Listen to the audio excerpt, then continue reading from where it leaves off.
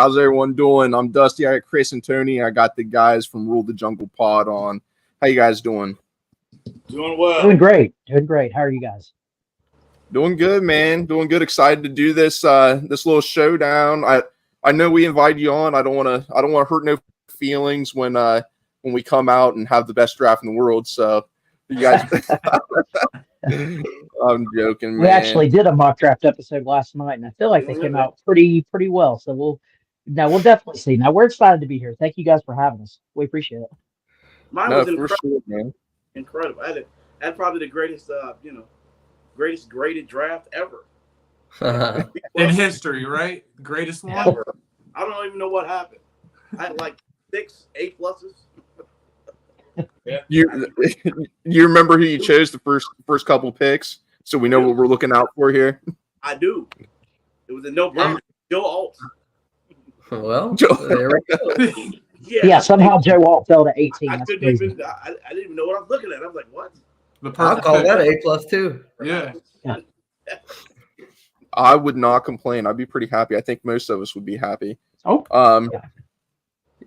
Yeah. Well, so before we get this thing rolling, why don't you guys go through? Each of you take a minute, introduce yourself a little bit, give us a couple quick Bengals facts about your fandom, and we'll go from there.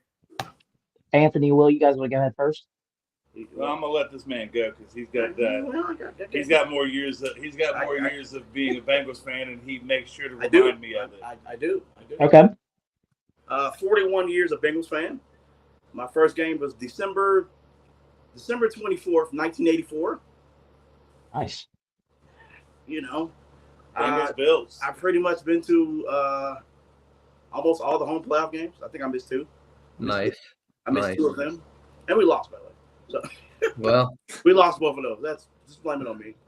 So I mean, I don't consider myself I'm the eldest, but I don't consider myself the senior citizen here. Well, what you trying to say? I'm just saying I got my pull and tackle right here next to me. So you're the resident. What is that? The golden Buckeye card they give the old people. It's you're the resident holder. It's coming. I want one back, right? Hey, we're not saying you're the oldest. We're just saying you're the wisest. Well, I am the oldest. The oldest, it's okay. Well, he's when we do our during the season last season, he was pretty much my guy that pretty much breaks down tape from start to finish when it comes to pretty much pull.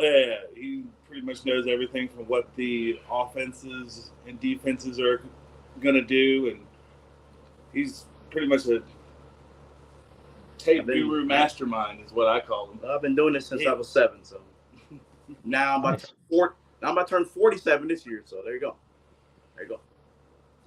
Yeah, man, not looking 47, bud. Must be that camera angle. I need to adjust mine because I feel like I look 33 at this point. Maybe it's the beard y'all got going on. I'm looking.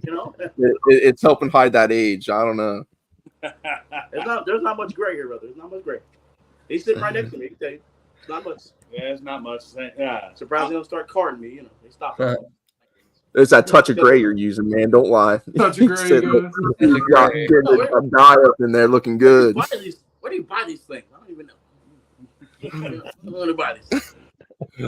I don't know. So this off season, man, how you guys feel about the off season? Before we jump into the draft stuff, it kind of makes sense to see what you guys are feeling about what we've done with Trent Brown, Zach Moss, Mike Gesicki, Geno Stone.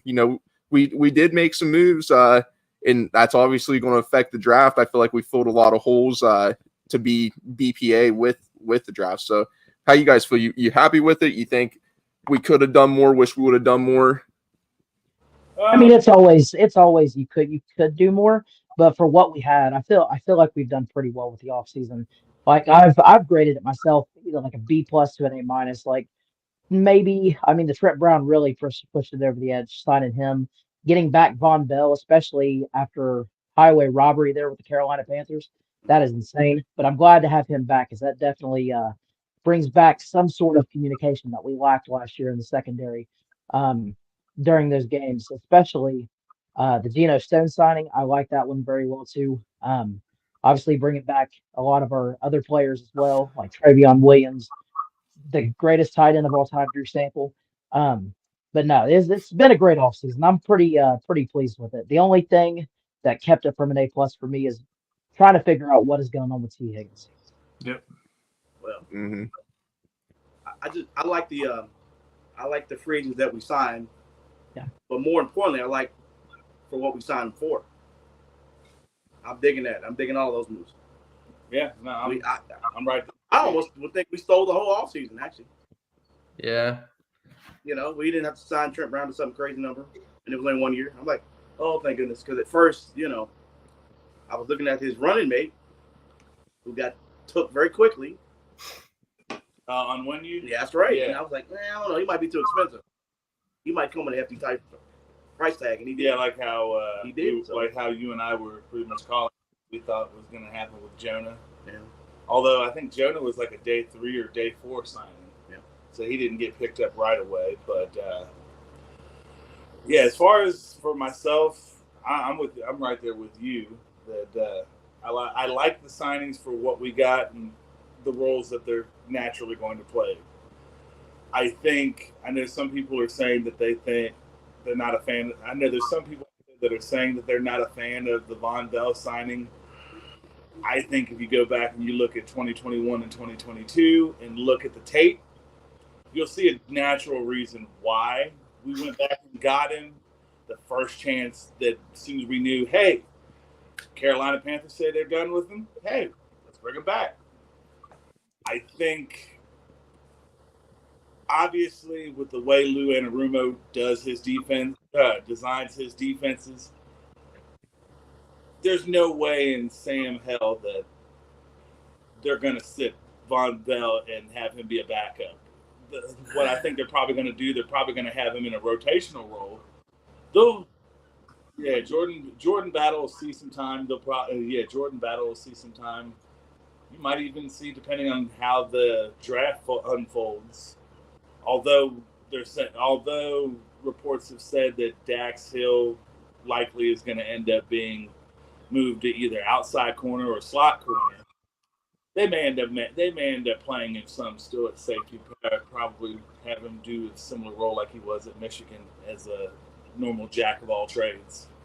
So wait, One thing go ahead. I think that makes me the Von Bell of our group, I guess, right? Yeah.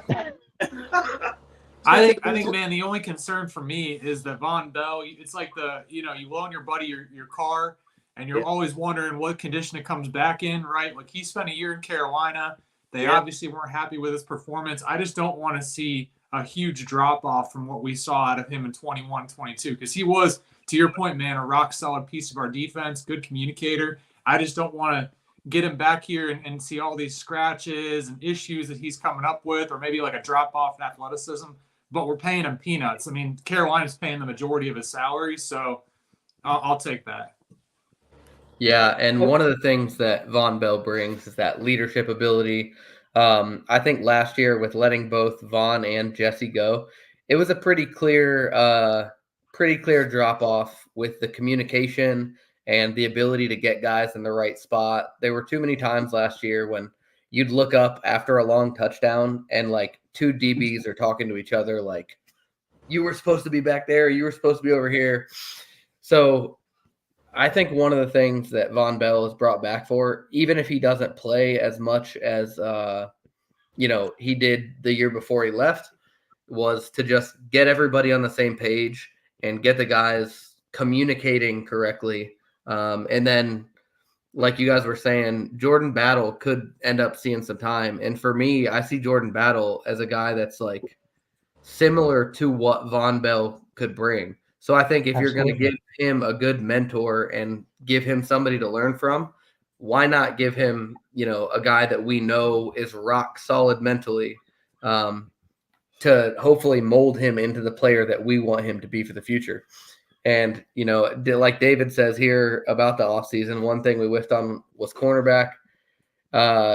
We'll see if the plan is to move Dax, if he's going to play some outside, if he's going to play some inside, if he's going to be a versatile piece and he's going to do a little bit of everything. Now, let me ask you this. because I'm looking at that comment as well. We do have one of the guys that's still out there, and I know Will's heard me talk about him, and I'm a fan of him for the fact that he was on the same team as Geno Stone. You have Rocky Ya-Sin still sitting out there. Nobody's picked him up unless he's been signed, and I just haven't heard. Well, what do you guys think about that? If say they were able to get him on maybe a 1-year deal. Well, I think they're waiting until after the draft, right? I think we want to see how the draft falls, what kind of picks we make, what they take out of it before they make a move like that. Because I think we do. To your point, man, we got a hole because Cheeto's gone now. But I think a lot of teams are apprehensive about making any big moves until the draft happens and they know where they fall. That makes sense because typically in the days after the day 3 is when usually wave 2 of free agency starts. So that's actually a really good point. One thing I think too, to play on Tony's point there, we haven't necessarily talked about this a lot, and I don't know if you guys have. So let me know what you think. But if Terrion Arnold or Quinyon Mitchell fall in the draft, let's say that there are enough teams that are really hungry for a tackle. 5 quarterbacks go before 18. Byron Murphy. Somebody makes a surprise pick, and Jerzon Newton goes before 18. Like, you start adding all these guys up: 5 tackles, 5 QBs, a couple of DBs, a couple of edge rushers, Brock Bowers, 2 or 3 wide receivers. It's possible that a cornerback could fall, and if one of those cornerbacks falls, like, I know that they've spent a second rounder on Cam Taylor-Britt, a second rounder on DJ Turner, but if one of those guys falls, I want the first round traits as, one of my outside guys. I would love to have a first round guy outside on the other side of Cam Taylor-Britt. And I think that would be a huge, huge win for the defense. And DJ Turner would have to play his way onto the field versus, hey, we drafted DJ. We believe in him. He's going to be out there, because at the end of the day, that size scares me at outside corner. So he's got the speed, but I'd like to see somebody a little bigger, a little longer out there. Yeah. But let's think about how many snaps players our cornerbacks take. Even if you're a number 4 cornerback, you're going to get a lot of playing time. And we don't exactly have a true number 4 right now. So I think taking a Terrion Arnold would be great. I'd be fine with that. Now, I would take Arnold over Mims. So that would be my question over you guys. Arnold over Mims, because Mims, I'm not about those 8 starts, and he might have all those traits and all the good things, but I'm not. I would rather a guy that is going to get playing time. You can guarantee with a cornerback, even if he's a CB4, he's going to get playing time. And if you move Dax to slot and him and Mike Hilton take time up, it's not going to. I don't think it's going to matter. I think that's an impact player. I drafted Arnold at 18 a couple drafts ago. So I think for me, I'm not against it at all. I think the only thing that can kind of be a little bit of a hindrance initially, especially if you draft corner, and we have been known in years past to take a corner in the first round, is how quickly can they develop coming in, especially if they play day 1 straight out the gate. Because usually, like, I look at, we'll use Cam Taylor-Britt as an example. When Cheeto went down, for pretty much most of the remaining games of the 2022 season, quarterbacks literally picking every chance they had to try to go over to his side. They were doing that.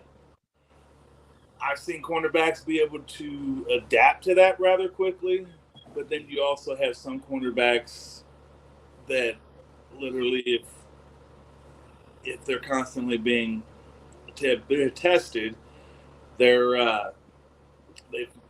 maybe buckle a little bit or struggle their first year. But I would say at this point, I'm with you. I would go ahead and take a shot at Terrion Arnold, unless if say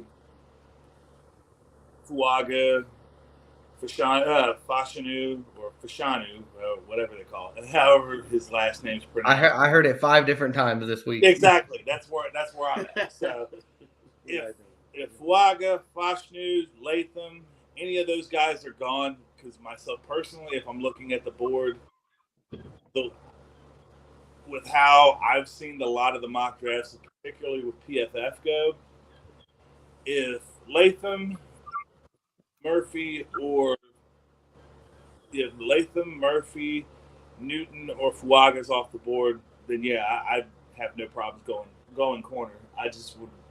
My only concern would be how battle tested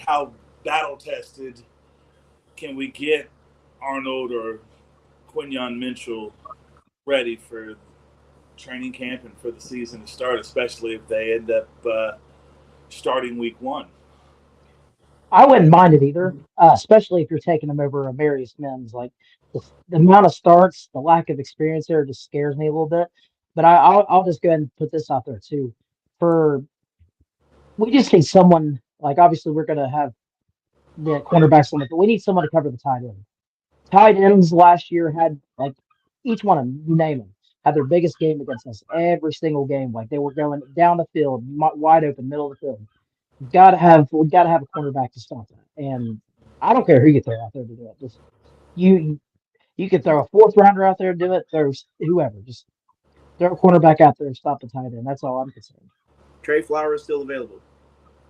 Well, we talked about this last episode, though. Like, yes, our secondary is young. They got picked apart. We mentioned the Houston game, right? Like all those passes over the middle that were wide open. Yeah. But I kind of go back to the defensive line, right? The lack of pressure on the quarterback that puts so much pressure on our secondary. On top of that, now year after year after year, we're seeing first, second round picks out of safety, out of cornerback, right? You can only do that so many years where it starts to catch up with you, where they're like, hey, you need to start diversifying your first and second round picks into other guys, right? I'm not saying I don't like Arnold. I think he's a really good stud out of Alabama. But at the end of the day, that's going to catch up with you. I think we really need to look at the front 7, man. Like, especially on the defensive side. If we can look on the inside, defensive tackle, for example. And not to mention, man, like we've got to figure out a backup plan, some sort of backup plan in this draft for Trent Brown, because in the event he gets hurt or in the event we don't re-sign him, that's a hole right there automatically. And we don't want to play musical tackles like we're playing musical tight ends. That's just kind of my 2 cents on it. So who would you I agree with that, Tony. I think, too, with the defensive interior, man, we had Parker Blake on, so shout out to Parker. And he gave us a lot of really good insight. But I think that, you get that interior pass rush, those guys are getting paid. That was something, we kind of talked about before, was how much they're getting paid. They're making some big money. So if you can get some guy that comes in and gives you, Jeffrey Simmons type of production for maybe 4 years, let's say the rookie year is not the best, but sophomore year and up, you get some really good production out of this guy.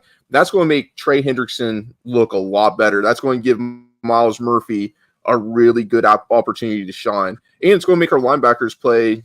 It's going to make them look better. And we got some damn good linebackers. So I'm with you, Tony, on the front 7 thing. Yeah.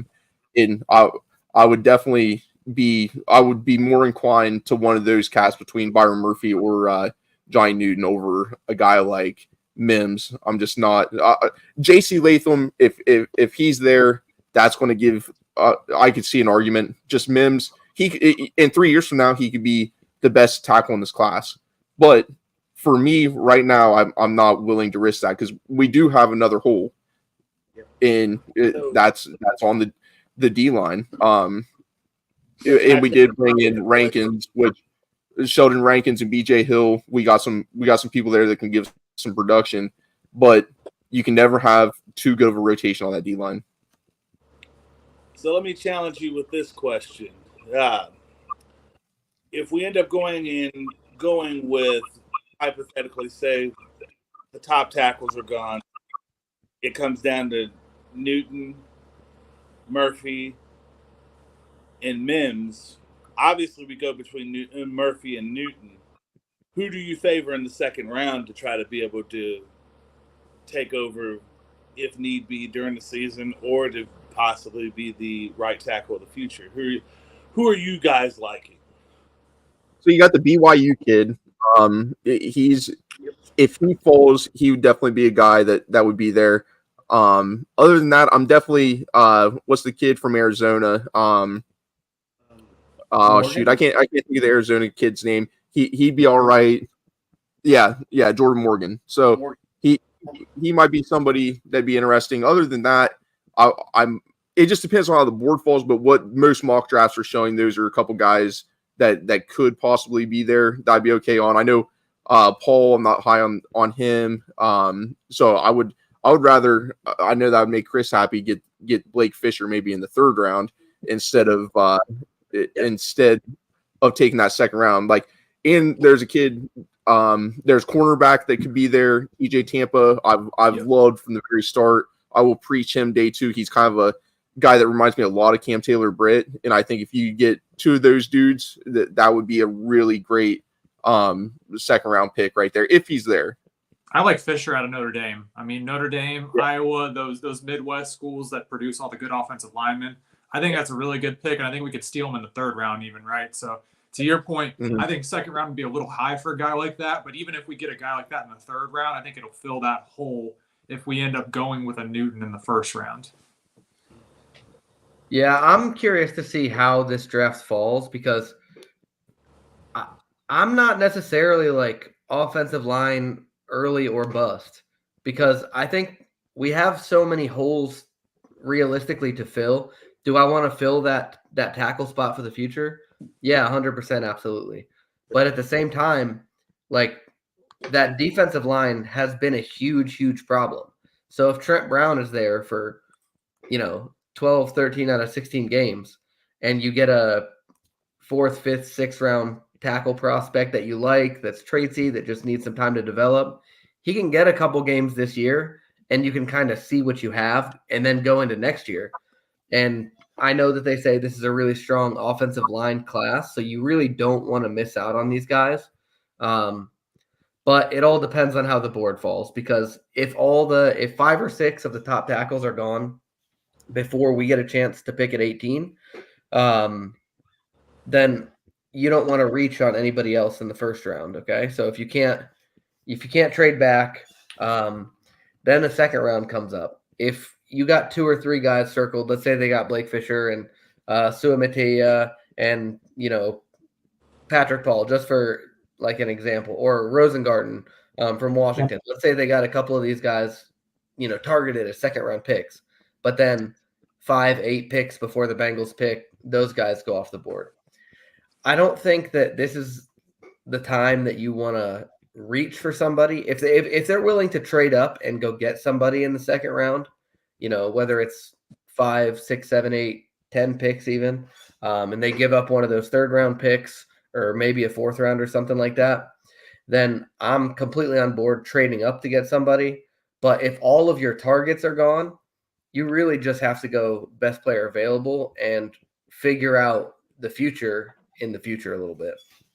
I wouldn't disagree. So we got a question right here. And I do like this.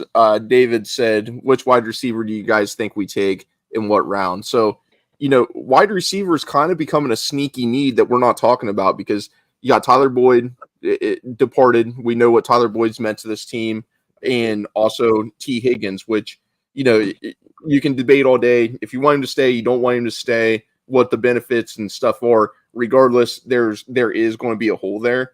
And I guess Brian Thomas Jr. would be a very interesting pick at pick 18. It would be, I don't know if I would love it, but there was a big conversation about Jamar Chase and Penei Sewell. So would I want that? Say Brock Bowers is gone. I'm not saying, I'm just tossing it out here. I'm saying there's a guy I like in the second. There's a guy I like in the second round. Troy Franklin out of Oregon. See, Troy Franklin's so white, man. I don't know. I don't know if I'd like Troy Franklin. I don't think I would like the pick. But if he's the pick, it'd be interesting. It just depends on how it pans out. He's 175 pounds or something. He's 6'1", so he's long and lanky. I I like Xavier Legette a lot.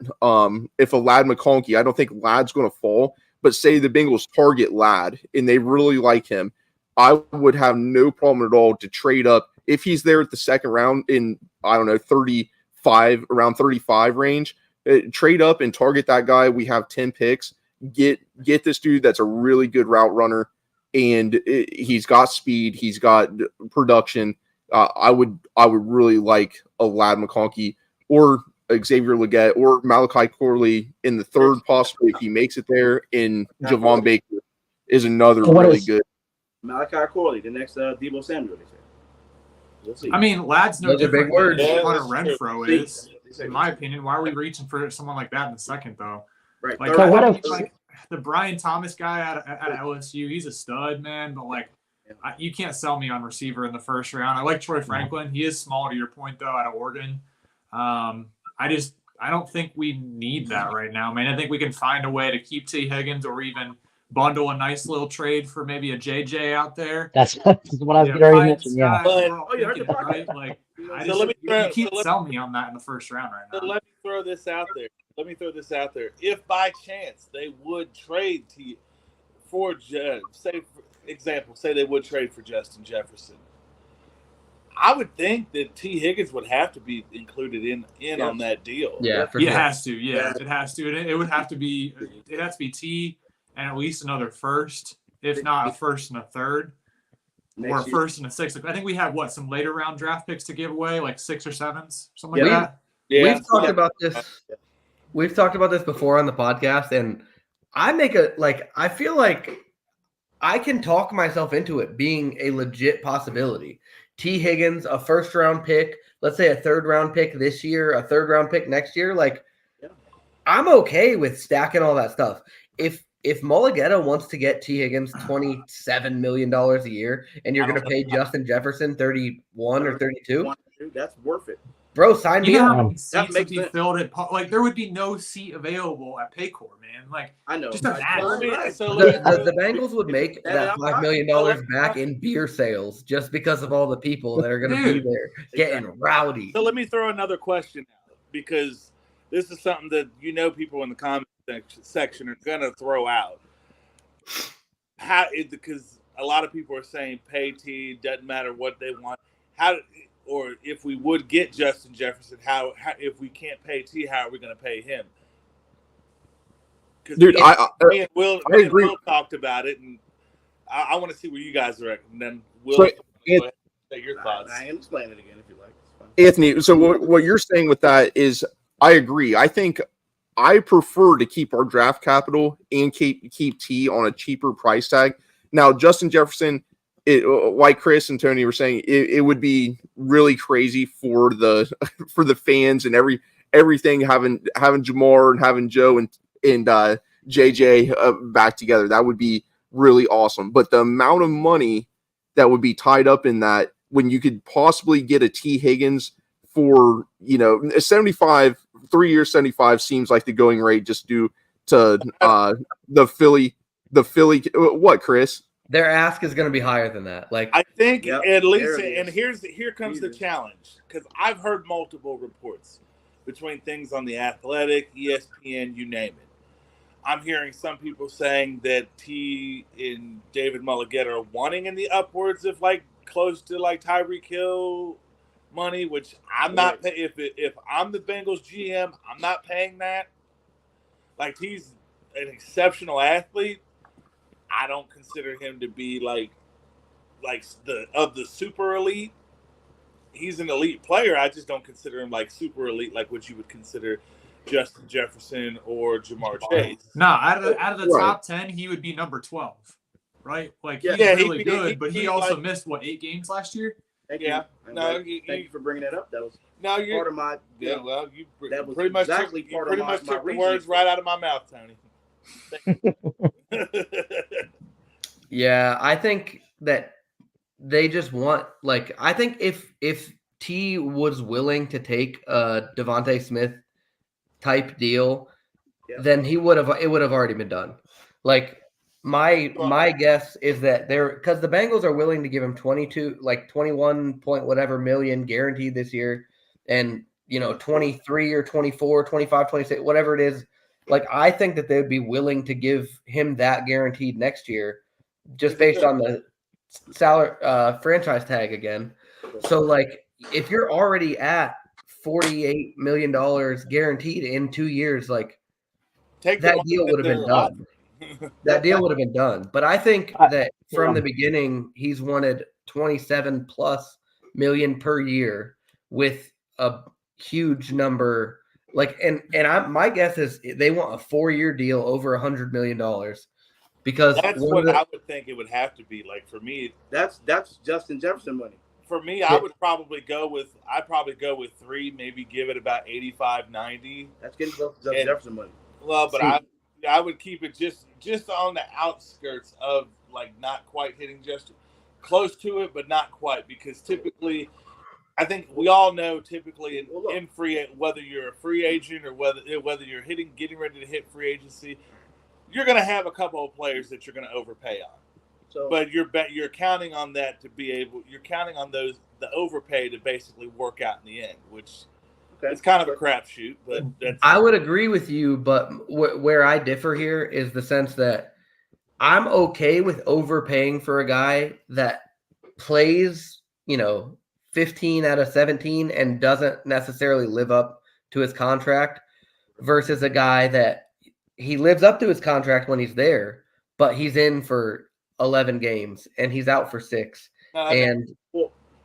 So I just think that, like, I'm all about guys getting paid, and, like, I don't want it to sound like I'm some kind of, like, stick in the mud, whatever. But when it comes down to it, if you want to be paid for your upside, then you have to recognize that if you've missed 4 games a year for the last 3 years, you have to take that into consideration. Because if you're saying, when I'm on, this is what I'm worth, then I'll say, when you're off, this is what you're worth.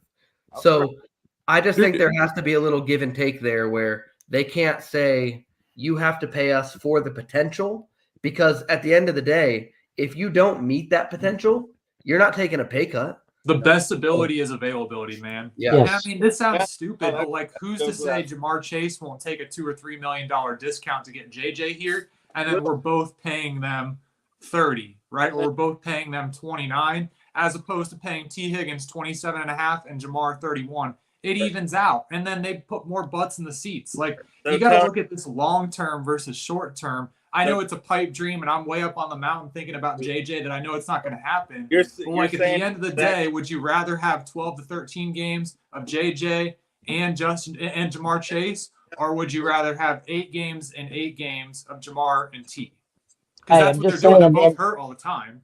Yeah. It's not the same position, but if you want, go to round 6 or 7 in the draft, you can get a Jay Jefferson from LSU. Sure. Like last year.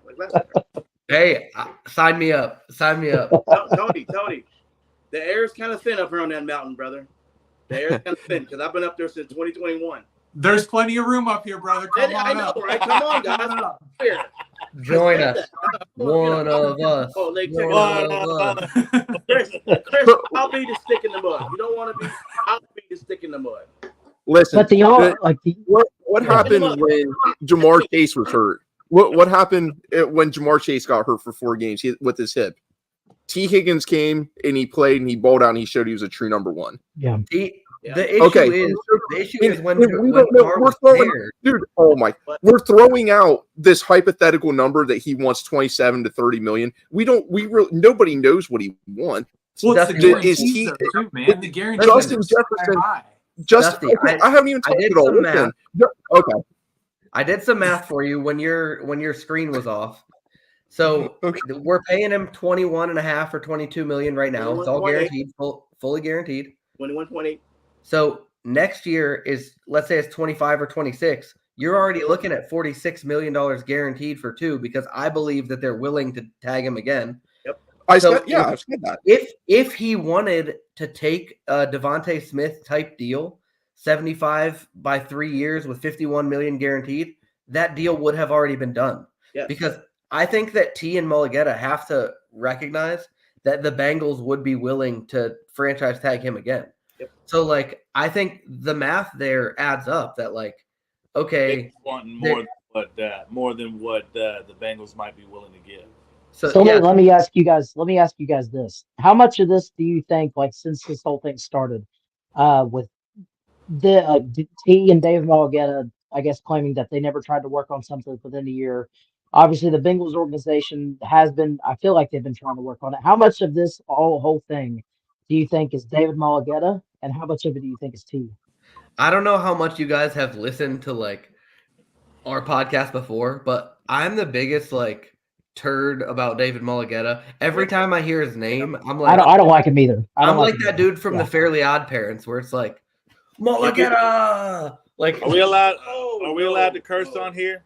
No. I'd prefer if you didn't, but I mean, Okay, go for it. okay. You know? Well then, forget him. Listen, I'm not gonna We'll stick leave in the it at mud. that. You're We'll our leave it at guest. that. I want to be respectful of. Hey, I want to be respectful. So hey, Spoken like a true I- gentleman. I'm not a fan of Mulligetta either. So no, I agree with you, Chris. I feel it's more so him than T, But here comes my argument though. T's 25 years old. If T, and I've said this on our podcast, that if T really wants to be a Bengal, he'd get the deal done. He knows where he's lacking at to be able to make this deal, to be able to get the real money that he wants. I'd hate to say it, but like, if you're truly committed, you want to be in Cincinnati. Don't let David Mulligetta sit there and dictate every bit of what your contract ends up being. Because we'll be honest, if you go to another team, like say for instance with the recent interview that, and this is and Tony I think will like this, that say with the recent interview that T. Higgins did talking about anticipating being a Cincinnati Bengal. I kind of wonder if the Justin Jefferson stuff's maybe picking up a little bit, and maybe the fact that he's like, hell no, I don't want to go to Minnesota. He's going to go to a turd team, dude. He's going to go to the Commanders, look at Panthers. Jesse He's going to go to a turd team and get overpaid. Yep. That's what Jesse Bates. That's enough said. Jesse Bates. Well, I mean, I'd rather play in Atlanta than Washington. I mean, Atlanta's on the up and up, and he played as like an All-Pro last year. But like, T's going to go to a crappy team. He's going to make his $100 million and get 70 of it guaranteed. Mulligetta's going to get paid what he wants, but at the end of the day, he's going to be in a stupid city, and he's not going to be able to play to the level he would in Cincinnati. And I guarantee you, he's still going to have those injury patterns. So at the end of the day, take the 3-year at 75 or 77 and then go play out, because you're still a young player, right? You've got a ton of years ahead of you. Yeah, I mean, question, which was kind of my point with me getting Justin Jefferson, because him and Chase are virtually the same age. You can do a shorter deal with both of them. Yep. It could be the exact same number. And still give them another chance to have another crack at free agency. Because that's what they're going to do anyway. Yeah. After 4 years. Yeah. I just think these guys will be really young, and they're looking for that big, big mega, I just think that there are things that are worth more than, like, there are things that you cannot put a monetary value on. Sure. And I think playing for a winner, playing for a winning team, playing for an organization, like the Bengals organization has a lot of flaws, like with the NFL report card, and, guys say, oh, the meals aren't the best. And a couple years ago it was, we got to pay for our own Gatorades. And like, there's all these little things that people can complain about. But at the end of the day, what you don't hear people like complaining about is the Bengals organization treats you like family. Like when Michael Johnson left for that giant contract, however many years back. Yeah. And then guess what? He found out that it was a business real fast, because he signed like a 5-year giant contract and they cut him after 1. He came right back. He came right back. And what everybody doesn't talk about with these guarantees is that the Bengals they essentially treat their contracts as guarantees. Like, there's very few times when guys are getting cut, 2-3 years before their contract is up. Like, yeah, you pretty much hit the nail on the head for me. Okay, let me say something. Who would have been the Super Bowl MVP? Let's hear this. Who, if we won the Super Bowl, who would have been the MVP? Logan Wilson. And Joe Burrow. Jamar. Burrow, but Jamar Chase. There we go. Yeah. Jamar Chase over T. Thinking about Higgins. watching the T. game. Higgins with 2 I watched the touchdowns. game, he was balling out of his mind. Joe Burrow. Would have been Joe Burrow. T. Higgins would have been in the running for MVP of that game. But he Okay, got beat out. so we can agree with that. We can agree when Jamar Chase was out, T was a true number one, right?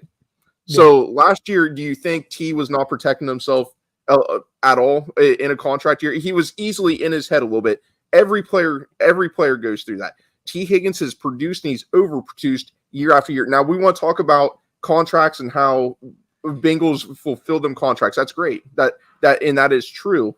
So why not pay our own? We got mad that we didn't pay Jesse Bates, right? Jesse Bates went off. He became an All-Pro. I didn't get mad that we didn't pay Jesse Bates. It's all about the amount of money that they want. It's not Which about. I think the offer that we offered Jesse Bates was just about similar to Atlanta. It was just the guaranteed money. I think we offered him that's what I've heard. It was the guaranteed money that's held it up. So are we never going to get a deal done with David Malagueta? Like, that's my question. Like, it's eventually got to get done, man. Like, it's got to get done. Why not pay our own? I don't think it'll get. I see your point. Let me throw this out there. I see your point, Dusty, because Santori from Rally Round the Natty made a excellent point that this was one of the previous episodes that they did. That at some point we're going to have to get one done because I think, at least from what, if I understood it right, I think Malagueta and Athletes First occupies about 25 to maybe 30% of the NFL. It's a lot. It's a really high number. Yeah. I just think that the issue with guaranteed money up front, it's not about the we are willing to give the player this amount of money. It's about the amount of money, cash up front, that has to be forked over into escrow. So the team actually has to pay that cash. Yeah. So in a small market team like the Bengals, a big market team is not going to have an issue doing that. But Mike Brown isn't real estate. He's not real estate mogul Mike Brown. He's not Mark Cuban, investor extraordinaire. The money that he has coming in, his business is the Cincinnati Bengals. Yeah. So he's not making all this additional money that we can just throw guarantees around where, all right, we're going to put $50 million here for T, and we're going to put, whatever Joe's guarantees were over here, $200 Okay, so what's Justin Jefferson going to want? That's my point about the hypothetical, dude. Justin Jefferson is going to be paid top tier number one. It's going to be breaking. Then you have Jamar Chase that's going to want to break Justin Jefferson's number. If the guarantees aren't 75% of the contract, then they don't have to fork the money up front. Right. That's my point. It all goes in escrow when you guarantee money like that. So it's paid out immediately, even if it's not paid to the player. Yeah. So so that Devontae Smith contracts, 3 years, $75 million, $51 million of it was paid this year. At the beginning of the league year, that money has to go into an escrow account. So versus if you're getting paid $25 million a year only base salary, you're getting paid $25 million cash that year. He's getting paid 21 or 23 million right now. Yeah, that's my point. If he wanted to take the Devontae Smith deal, he would have. But they want more. That's the only logical explanation. Because I think he's a better receiver than Devontae Smith, and I don't think he's as good as Justin Jefferson, but do I think he's deserving of more money than Devontae Smith? I think so, yeah. I don't think he's worth more money than Devontae Smith because of the amount of time that he has missed. If you're paying just to his ceiling, then yes, obviously, that's great. That's awesome. Like you said, when Jamar was out, T was playing to a number one guy. But the issue is that he hasn't been able to be there all the time. And while that is it's not his fault, so I'm not saying I'm blaming T for that, but you do have to take that into account for negotiations. Otherwise, you're going to say, all right, Jesse Bates deserves all of this money, and T. Higgins deserves all of this money, and Jamar Chase deserves all this money. But then when it comes down to it, you're going to have to lose positions for that. You're not going to be able to pay a couple of offensive linemen. And you're not going to be able to pay these edge guys when they come up. You're going to have to make harder decisions and let more guys go. Whereas I think that if T wanted to take that $25 million a year deal before Devonta Smith signed his deal, I think he could have. I think he very well could have. But I think that they want $28 million a year, and probably, so let's say, what's that, 81 million by 3, and then if Devonta Smith's getting 51 million guaranteed, maybe Mullighetto wants 60 to 65 for T. I just think when it comes down to it, you can't do that for everybody. Like, a normal team wouldn't do that for everybody. You can't just give everybody exactly what they want just because you think they're worth it, or else you have to let guys go. In order to keep everybody together, you got to try some things. And I'm not saying that Jefferson would just immediately not take as much money or whatever, but I'm saying you can pitch a guy on the idea of, hey, we won't be able to give you the guarantees, but we're not going to cut you, 2 years before your contract's over. So effectively, you're going to get all this money, whether you're injured, whether you're, underperforming, whatever. So well, I 100% agree with that.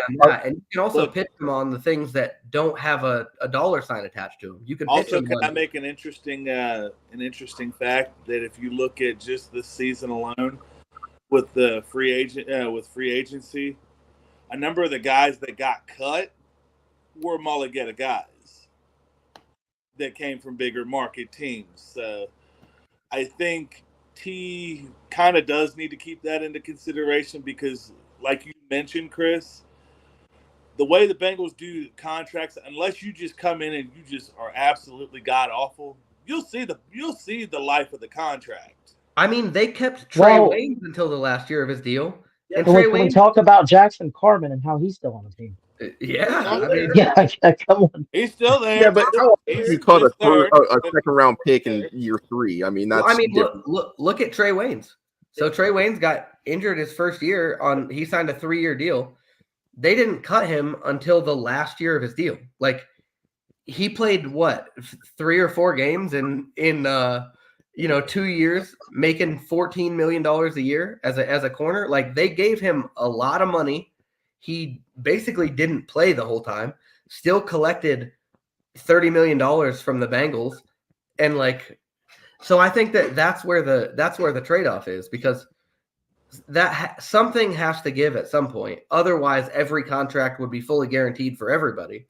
Yeah. And so I just think I 100% agree with what you're saying, Chris. I'm not trying to debate on, what I think the Bengals should give and not in the guaranteed money. I think T would see the life of that contract. I do.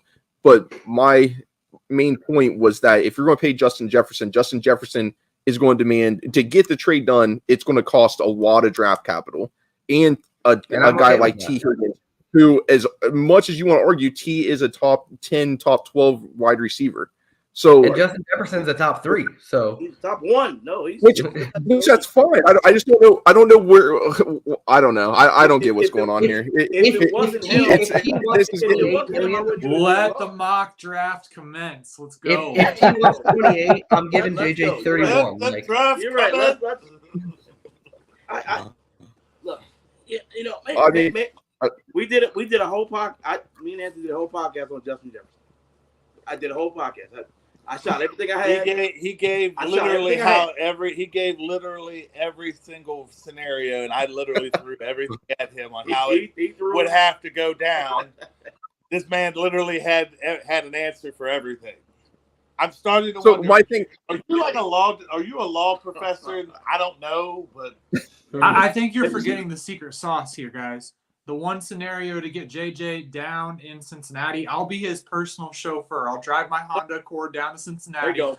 I'll drive my pick. We'll go with you. We'll go with you. You can all pile in my truck. We'll pick Justin Jefferson has not stepped foot in a Honda Accord in 5 years, man. Doesn't matter. He's going to be in mine, and I'm going to make sure he's hydrated. He gets to the stadium on time. That's the secret sauce right there. Back and forth. So before the mock draft, I do want to ask one more question to you guys about the whole Justin Jefferson. When Joe Burrow signed that contract, the extension, obviously it don't kick until after this season ends. Now that you're getting ready to take take what I was going to work into, weren't you? That's all right.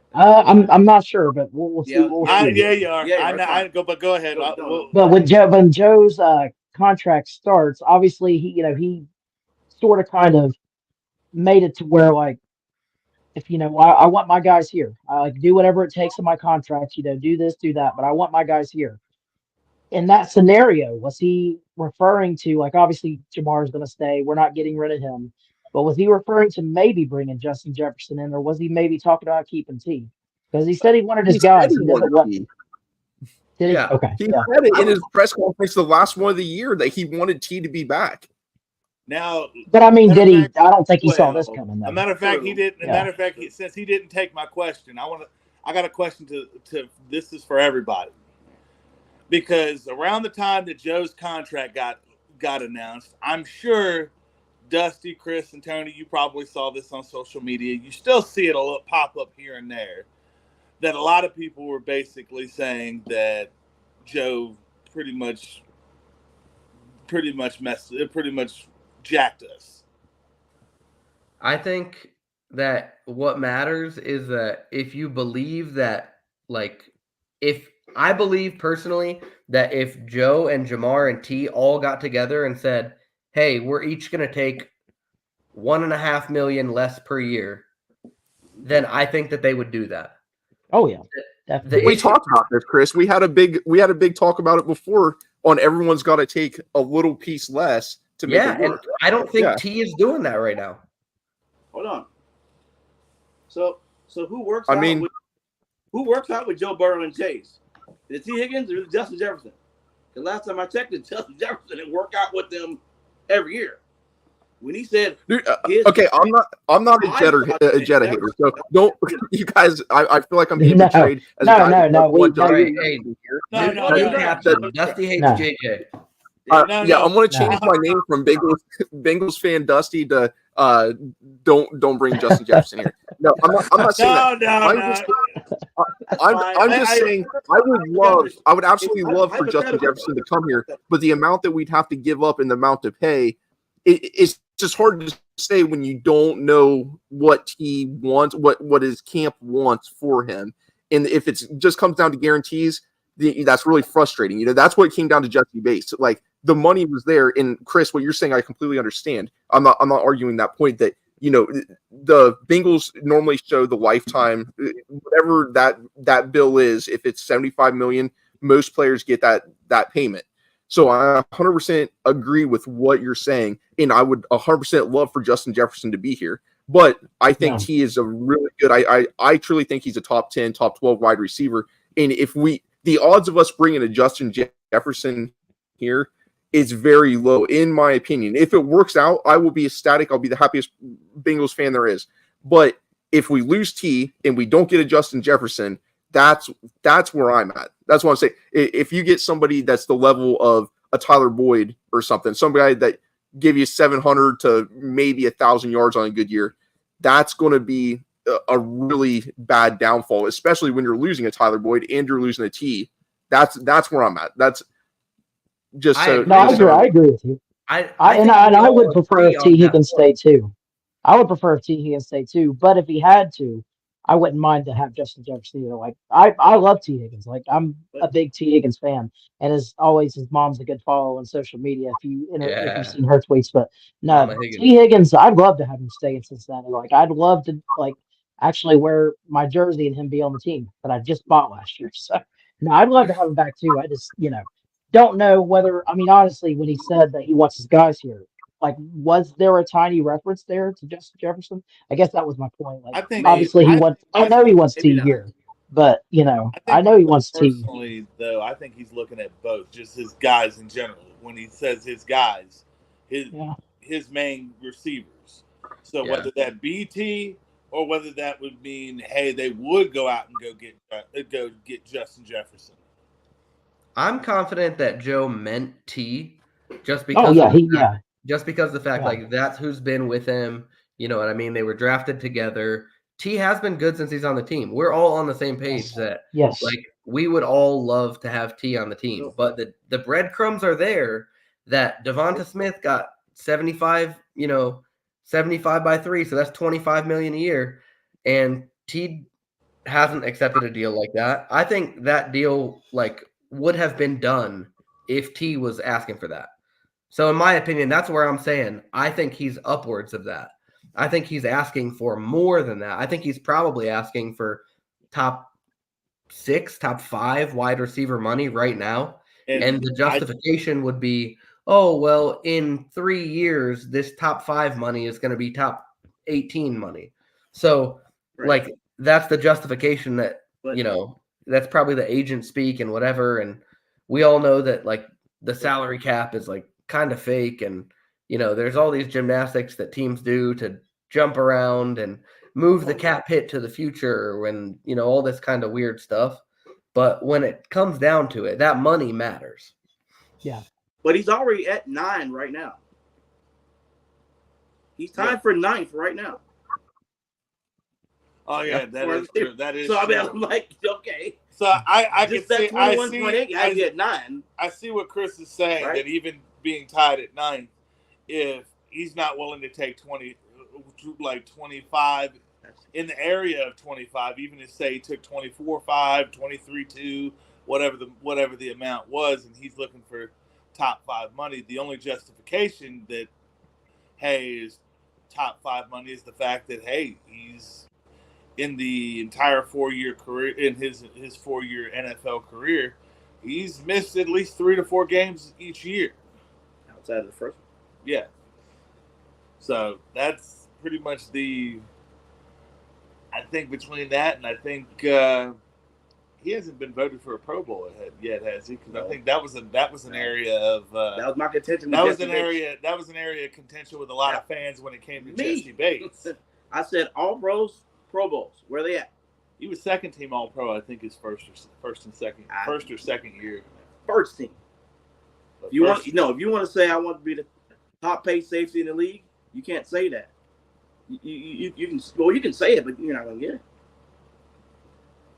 Still didn't get it. Well, I know, but I mean, it's just sad to see that we wasn't that far off.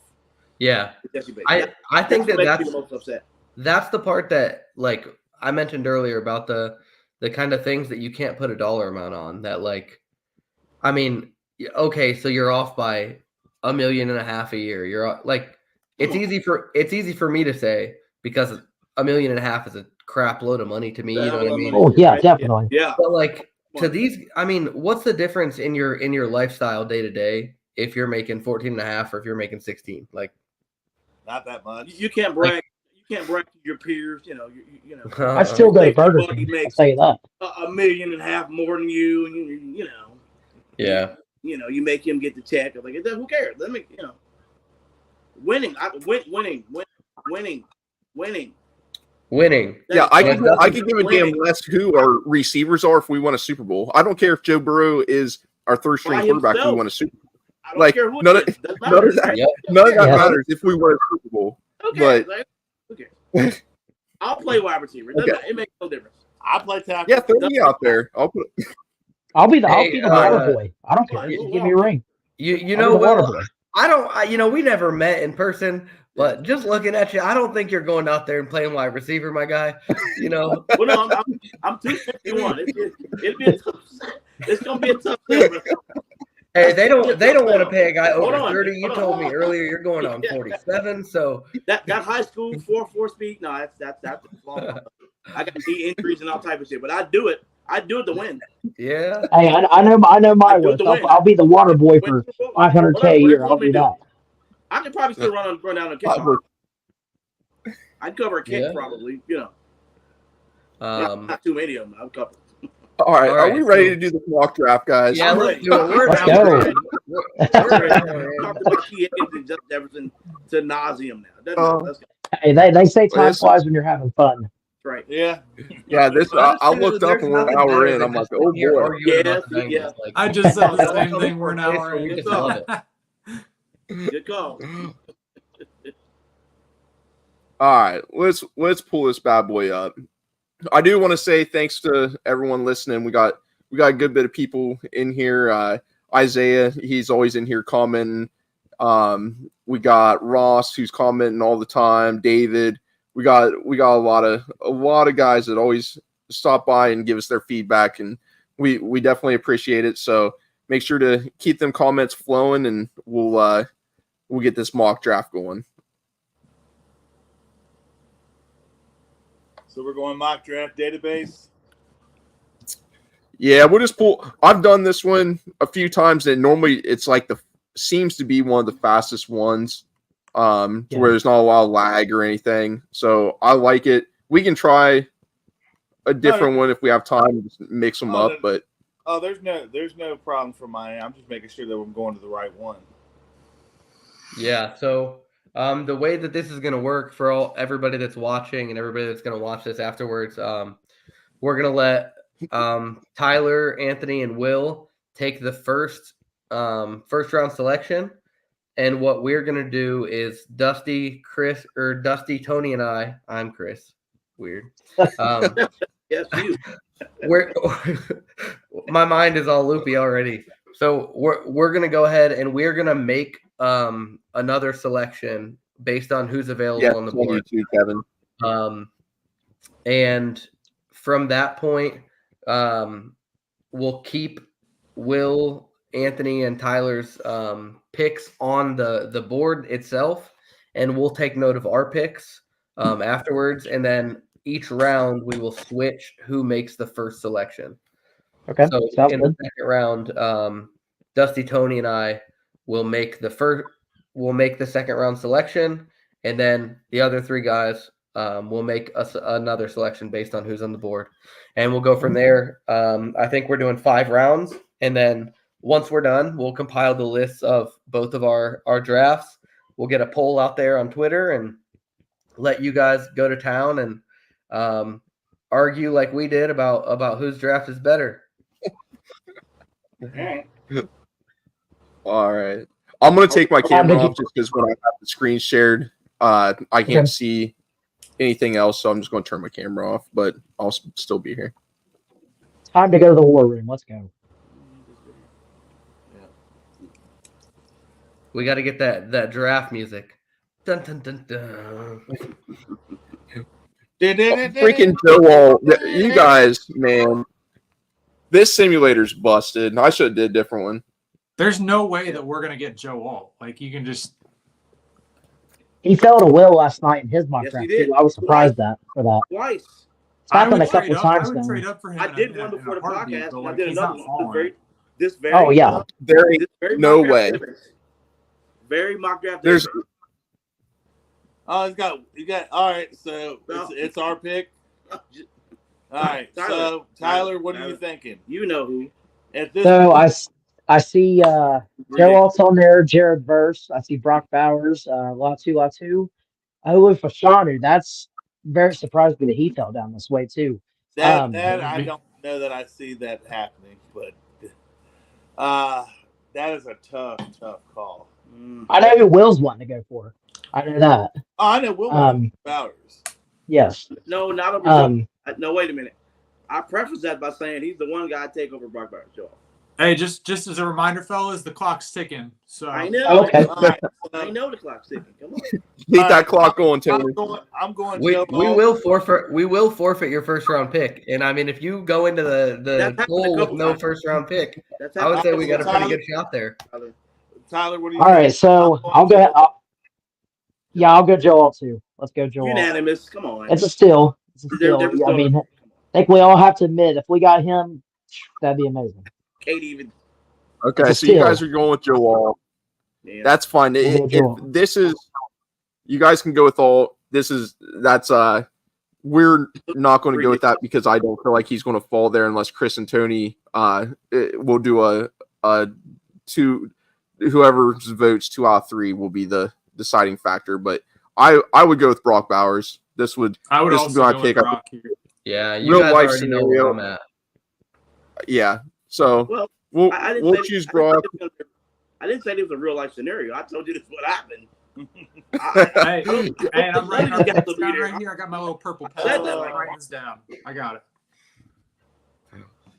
All right, so we're going to go with Bowers. You guys are going to go with all. And, weird things happen in the draft. Maybe he falls. I do think it's weird that Olu Fashanu fell that way. I love this comment. NFL mock draft database.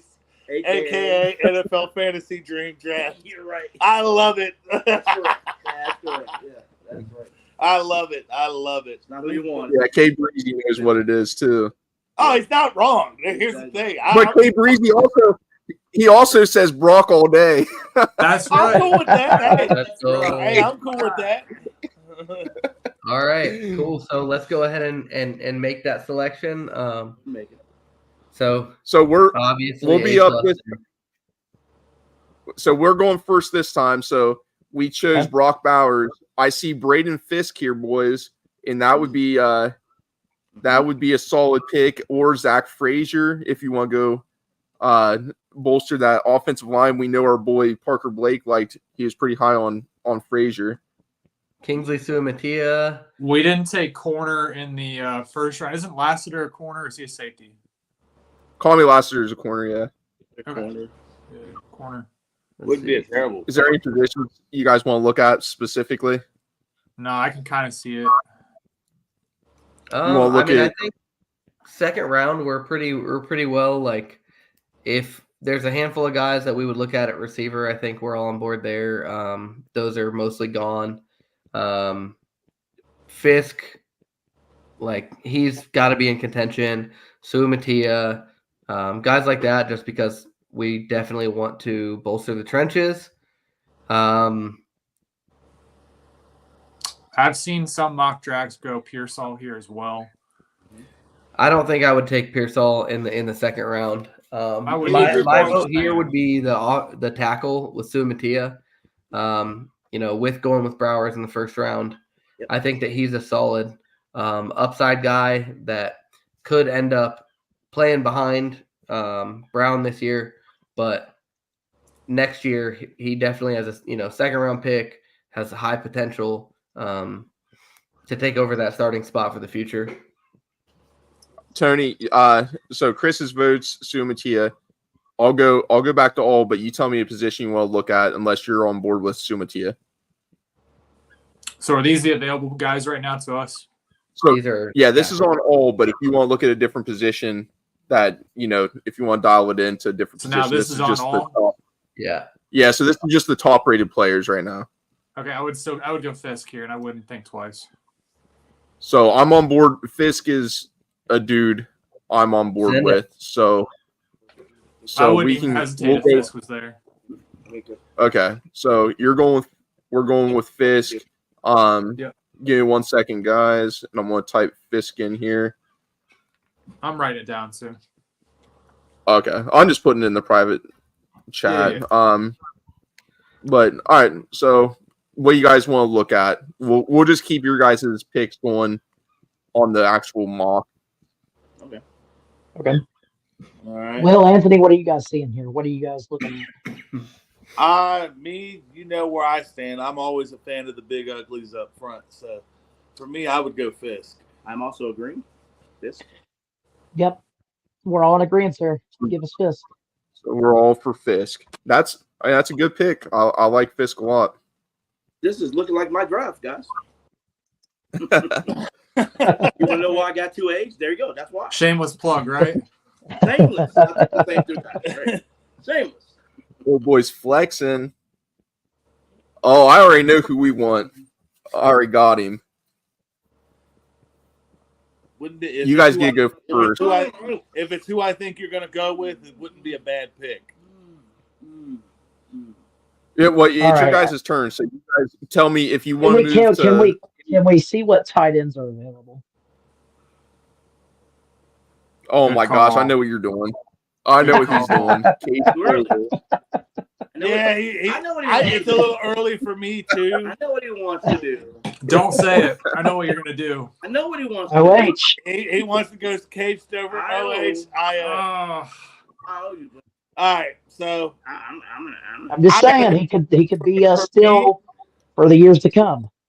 for me, I have to go with Malachi Corley. myself. Corley, there's my guy. And that's not a bad pick either. I like That's a Yeah, good for me, pick. I've got to go. I got to go with Malachi Corley. Baby Devo. I got a feeling. I think that's what Dusty and Dusty was thinking. Baby Devo.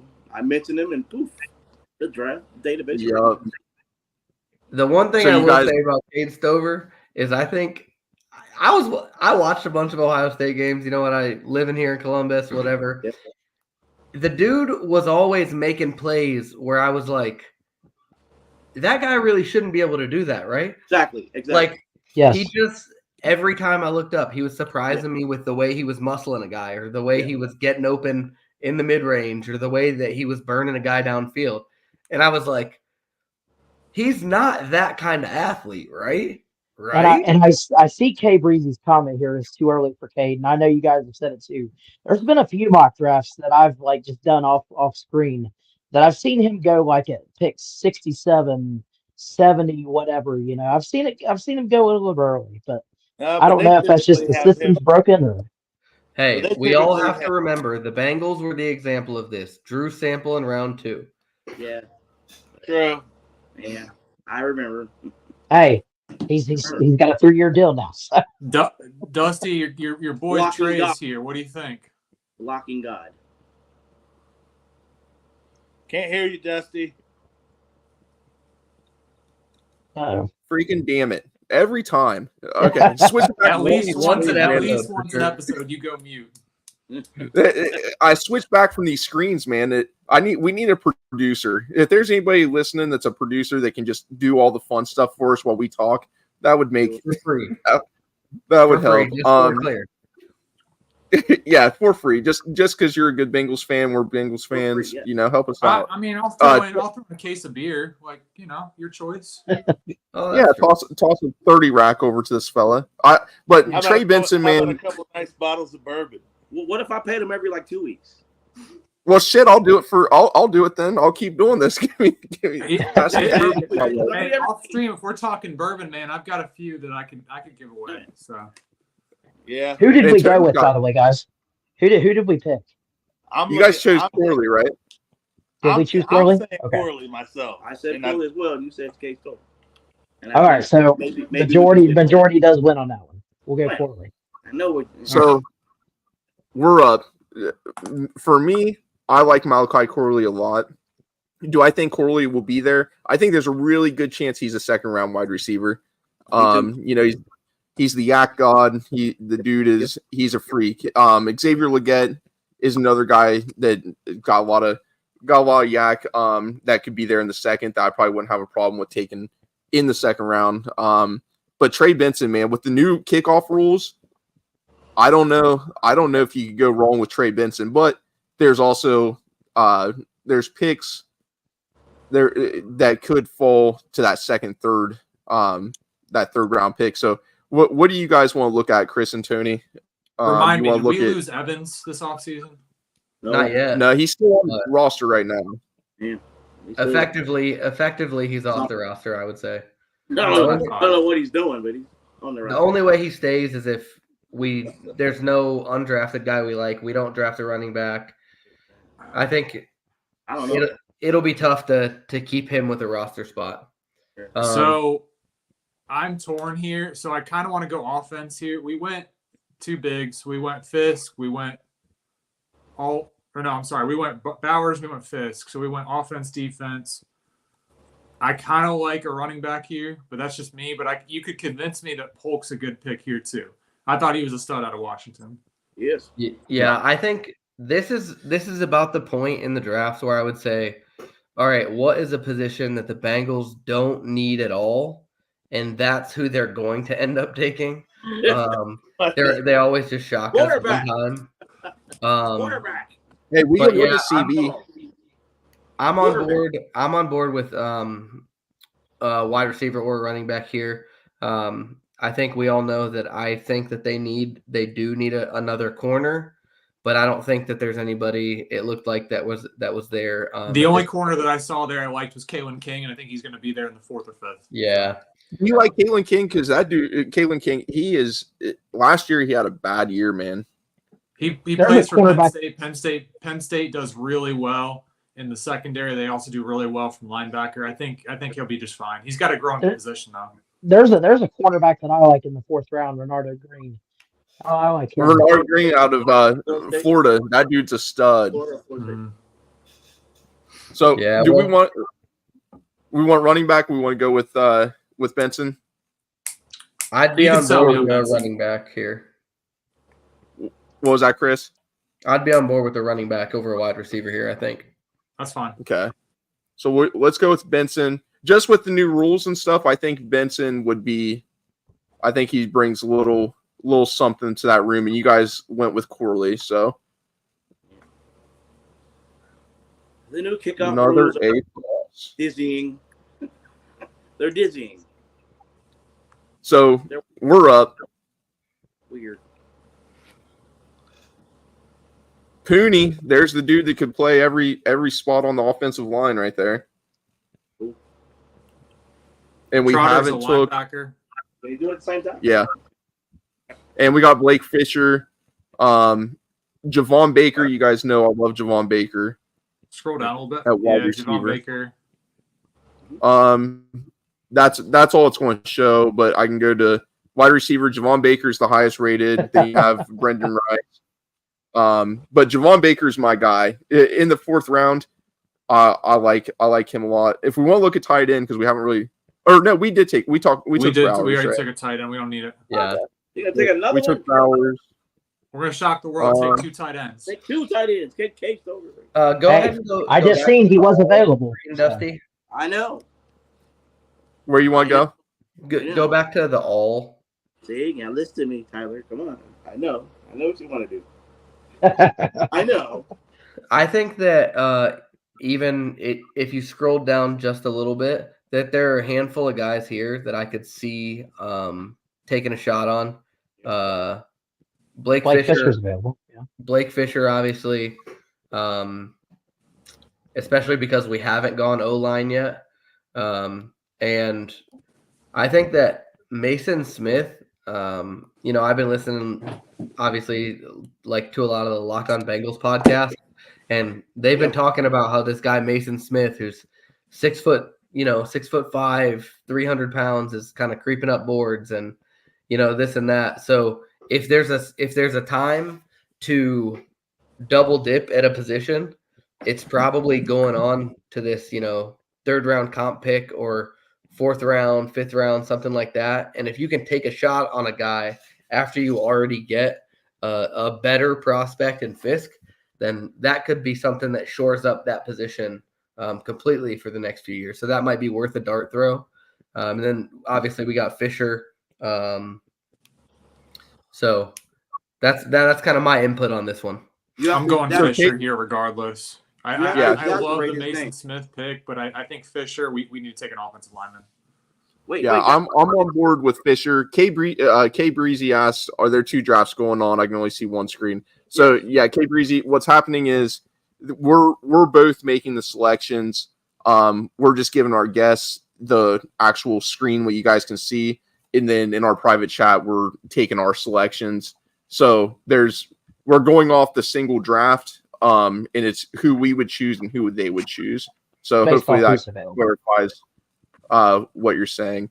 And I'm on board. I'm on board with the Blake Fisher, pick. So we'll put Blake Fisher in here in our comments. But just to let you know, Chris, your input was valued.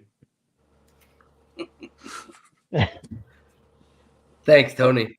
Chris, Mason Smith has an extra A in his name, so they go Mason Smith. Mason.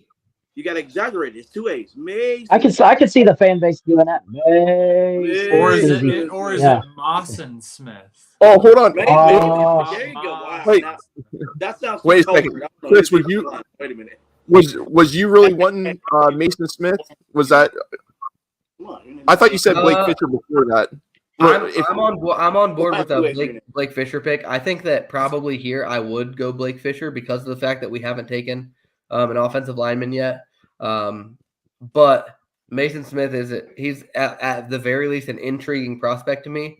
And since we had if we're gonna double dip at a position, I believe that this is the time to do it instead of waiting until the end when we're just picking at scraps.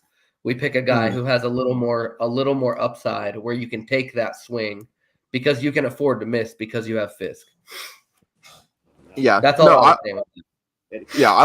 I like Mason Smith a lot, but I like Fisher. So So we got Tony said he liked Fisher. We're all kind of on board. We'll do Fisher and we'll go back. Is there any position you guys want to look at, or do you like the what's on the board right now?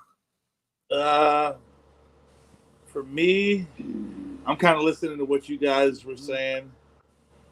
I want to take a look myself personally at O-line and D-line, particularly tackle. I think Will and I are on the same page on this one. I'm just not sure We're about definitely- Rosengarten's there. Yeah. Rosengarten's the dude. We're definitely on the same page. I'd be open to. I'd be open to Fisher or Rosengarten. What's it looking like at D-line? I think my guy's there. You want interior or you want He's edge? there. He's there. We're doing interior. My guy is there. Okay. Hey. No. I think we Okay. can get him. So now it's just it's just on you over what me and Tyler are gonna go say. no, y'all are the co-hosts as well. Y'all obviously have to say so. At this point, we're gonna go majority rules, obviously. Oh. So even if Well, you know what we're going to say. I was hoping you would talk us out of OH. Kate Stover. Yeah. hell no, we ain't going Kate Stover. No. Fourth round. See, Fourth I round is just where said talk us out he of was at. So Well, let's look at interior O line. Talk us Because out of it. if Cooper Beebe is there, he's who I'm looking at. Hey, Mahogany's a dude. That guy, I like Mahogany. I'm done helping you guys, man. Giving you people I like. I didn't know you were helping us. Let me listen. I'm sorry. Mahogany's the dog, man. Listen. Mahogany. Yeah, no, he is right. He is a dog. Yeah, I like Mahogany too. That's who I'm with. Mahogany. I figure. But All right, go ahead. Now I was gonna say I like Mahogany, but for this pick, I feel like if he goes to pick 97, I just consider it a steal. That's Cade Stover. That's my pick for that one. Well, what do you say? Because I think I know what you're going to say, but what are you saying? Actually, I agree. I agree, Tyler. At 97, I don't think we can get him at 115. I don't think so either. You think so? I don't think so. I don't think so. I don't think on this draft or in real life we'd get him at 115. But there are alternatives to Cade Stover after that 115. Have you seen me draft before? True. I'm looking at draft trends. I've seen Cade Stover fall and still be available at pick 115. The NFL mock draft database have them ranked what's 89, right? Well, but I don't know that that's realistic. I didn't say it was realistic. I mean, I'm just going to give my 2 cents here, guys. There's a lot of value down the board. We're on pick 97.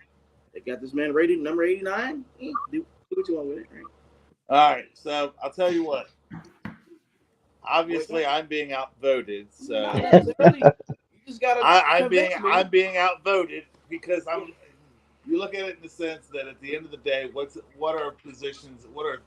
Name 3 positions you can never have enough of. Well, O-line as a whole, corner or safety, and defensive line. I mean, if you think of it this way too, though, both Tanner Hudson and Mike Gesicki are both on 1-year deals. 1-year deals. Yeah, so if you get like a Cade Stover or even maybe a Ben Sinnott or whoever's available here, you can mold them into being the tight end of the future. Then you could pretty much build him up this year. So since we have sample for your guys' time's about up, fellas. So that's why. So it's been up, but you know what? I'm gracious. Wait a minute. Well, for me, I can't get, but I'm going. Christian Mahogany would be my pick, but since obviously I'm being outvoted. In this case, we got to move it on. We got to move it along. Yeah, sorry for taking so much time, guys. You're good. You're good. No. But no, we're gonna take Cade Stover here, majority rules. I'm just saying I think we can get. I'm just saying I think we can get him in the 4th round. But you're saying no. You're saying no. Then that's who. Wow. That would look like Dude, a haul. That was a hell of a trade, wasn't it? We'll give you everything. Yeah, it was. Yeah. Hey, listen, Cooney and Mahogany's still here for us, and Cedric Gray. Cedric Gray at linebacker. This dude is all over the field. He is a beast. And we did bring back Antonio or Davis Gaither. So he, we got 3 solid running back or linebackers, and we got Joe Bocci that came back as well. But Theo Johnson's on the board, Christian Mahogany, Javon Baker is still there for us, and let me look back at our picks. So I'll go over our picks. We got Bowers, Fisk, Benson, and Blake Fisher. So we haven't taken a receiver yet. We have some picks, boys, right here. If we want to keep bolstering that offensive line, we could get Pooney or Mahogany, or if we want to go with receiver, Javon Baker, who's my dude, that guy's a beast. So I love Javon Baker. Braylon Allen. I'll give you that. You know me. I'll say that. I'll admit when I'm wrong. Look, it was an 8. We took Benson. I know though. that. I'm saying I forgot that he was in here because that's such a value pick if we didn't pick a running back. Oh yeah, I agree. I think Benson would be a lot, or whoever the kid from I can't talk and look at this. Yeah, I know you're talking about Braylon Allen. Yeah, I think that here I'd be all on board with going interior offensive line. Christian Mahogany, Yep. that sounds like a great pick to me. Like this, You might want to consider Cedric Van Pran too, with Teddy K being on the last year of his deal. Don't help them, Anthony. I don't care. Hey, that's okay. They helped us. So. I do. I'm just saying that would be a guy that, hey, don't help them. Yeah, we convinced you guys to take Joe Oll, so you're welcome. What? Yeah, you definitely convinced me to take Joe. Of course. You definitely convinced me to take him. I like Javon Baker personally, or Javon Baker. I like him. So I'm on board with Javon Baker just because. I mean, Fisher. If you could convince me with Mahogany, there's a really good chance you convince me with Mahogany. But Javon Baker, I think there's a good chance he goes higher than what this consensus is. And that guy, he's just a beast. He can play inside. He can play outside. I think he'll be better than what Tyler Boyd was. And we got to eventually replace that spot. Mahogany would give us really good depth, but I think Blake Fisher could be a stud. I think he could be a steal at where we picked him. I mean, Chris is the expert there with Notre Dame players. So is he going to be a stud for us, Chris, or what? Oh, hey, there's 2 things that Notre Dame does really, really well, and that's offensive linemen and tight ends. So yeah. I think we're going to be solid with any O-lineman coming from him. And I heard somebody mention the little brother effect. So they're saying, Joel is taking all the hype, all the flash, which deservedly so. But you can't overlook the other guys that are on the same line, because at the same time as Joel is helping them look good, they're also helping him look good. So that is one cohesive unit up there, and I'm 100% on board. My boy K Breezy right here. Go Irish. Let's go. But okay, so we're on board with. I'm cool with Javon Baker with this pick. I think we're taking upside, and wide receiver is a position of need for the future, and it's a perfect time. Well, Anthony, here you guys looking at here. For me, I'm always torn when it comes to O-line and D-line. But if I'm looking at the fact that turns out I was wrong, that Christian Mahogany would still be there. I know. In the 4th round. Shut up, Bill. Can we see the D line on there? Well, but you know me, I'm going to look at it from that. But I also didn't expect Blake Fisher to be there. That's my guy. This guy's saying, "Hey, why don't we double down?" It's tempting, but I'm looking at it. I'm still going to have to say Christian Mahogany for me.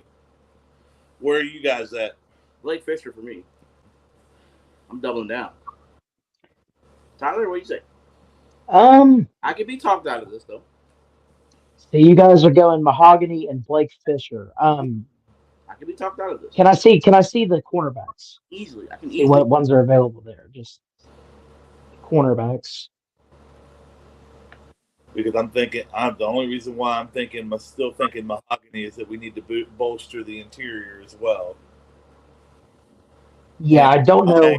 I'm eyeing at least giving some competition on the left side on the left interior. I don't necessarily think at cornerback there, any of those names right now is what I would go with. I'm kind of leaning on the same side as Anthony here with Mahogany, for the same reasons that he mentioned too. So I think I'm going to have to break the tie here. And unfortunately, Will, I'm sorry with this one. I'm going to have to agree with Anthony. All right, with Chris, Mahogany. see what I tried to do there?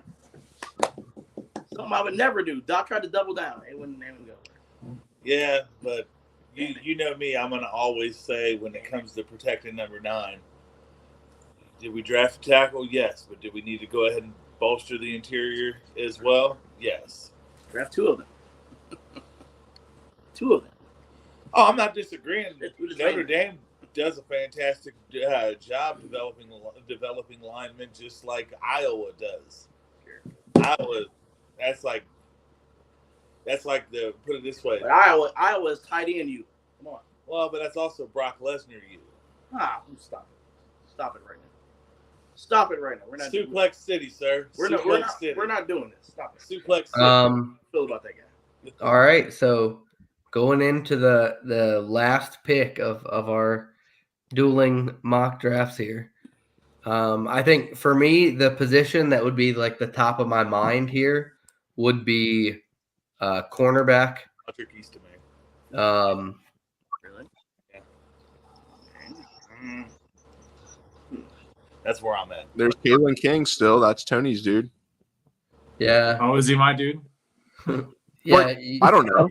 You said You're you the liked only him. one that said his name so far, so he's your dude. I'm Tony. a Big Ten guy, so I mean. So am I. I mean, it wasn't an insult. I was just tossing it out there that you mentioned him earlier on. I didn't take it as an insult. He could be my guy. Who knows? He is. He's Tony's guy. We're putting it out there right now. Tony's got to be. My guy. Tony's dude. Tony wants him bad.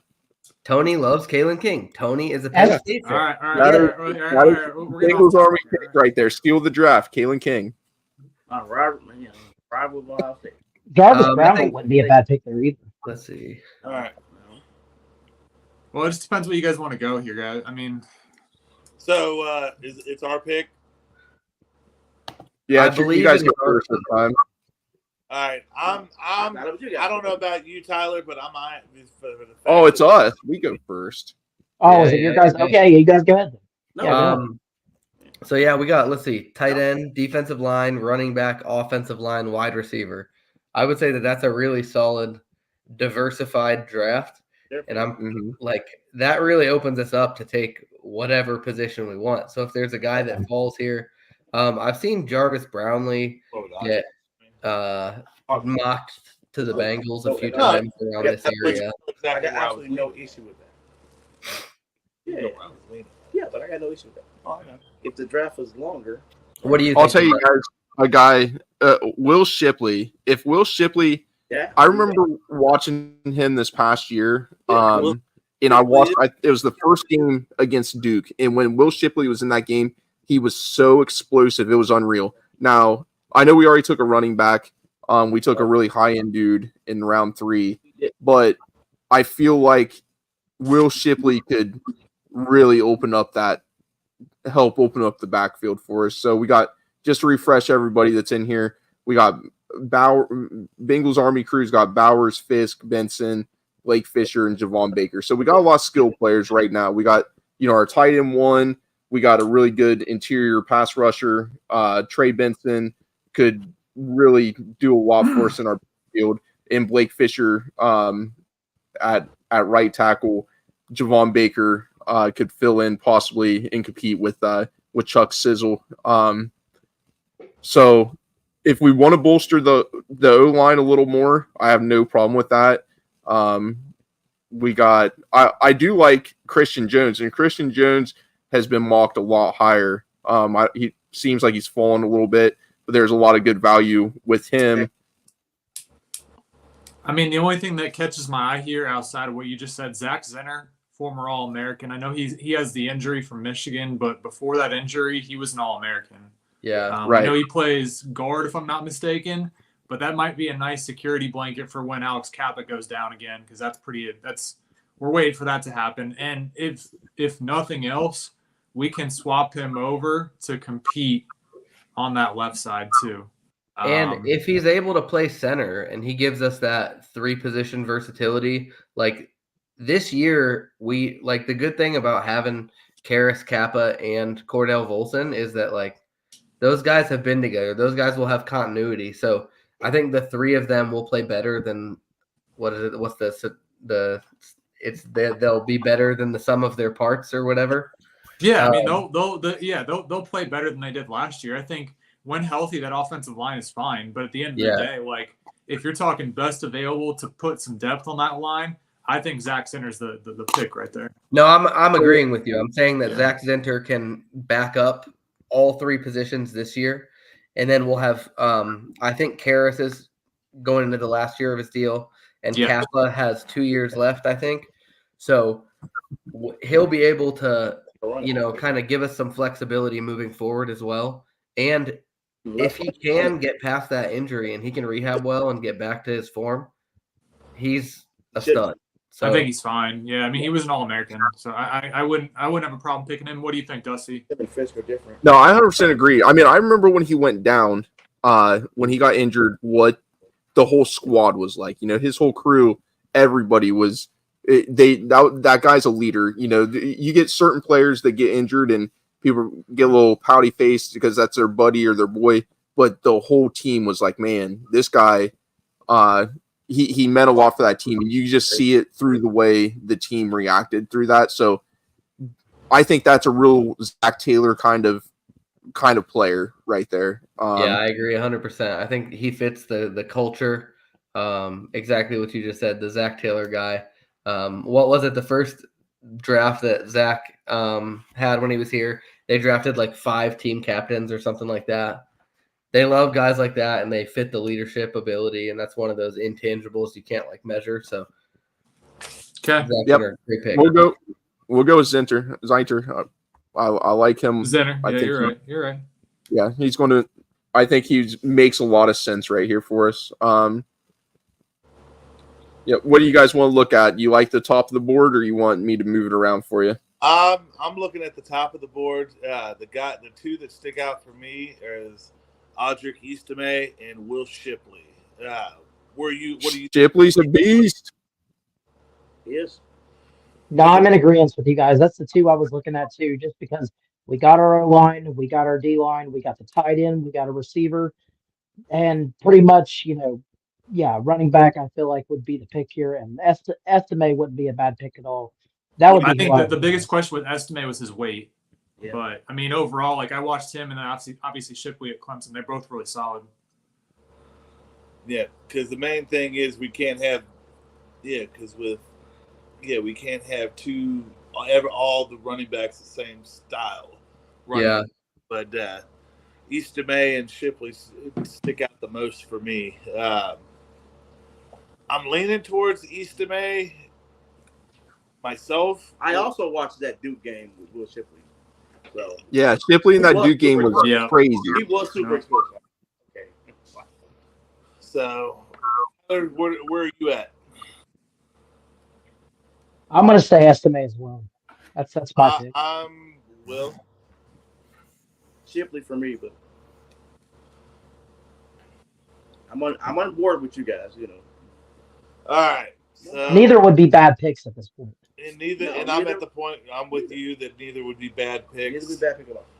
So I'm going to break the tiebreaker because I initially was looking at Eastame, but I got to go Shipley.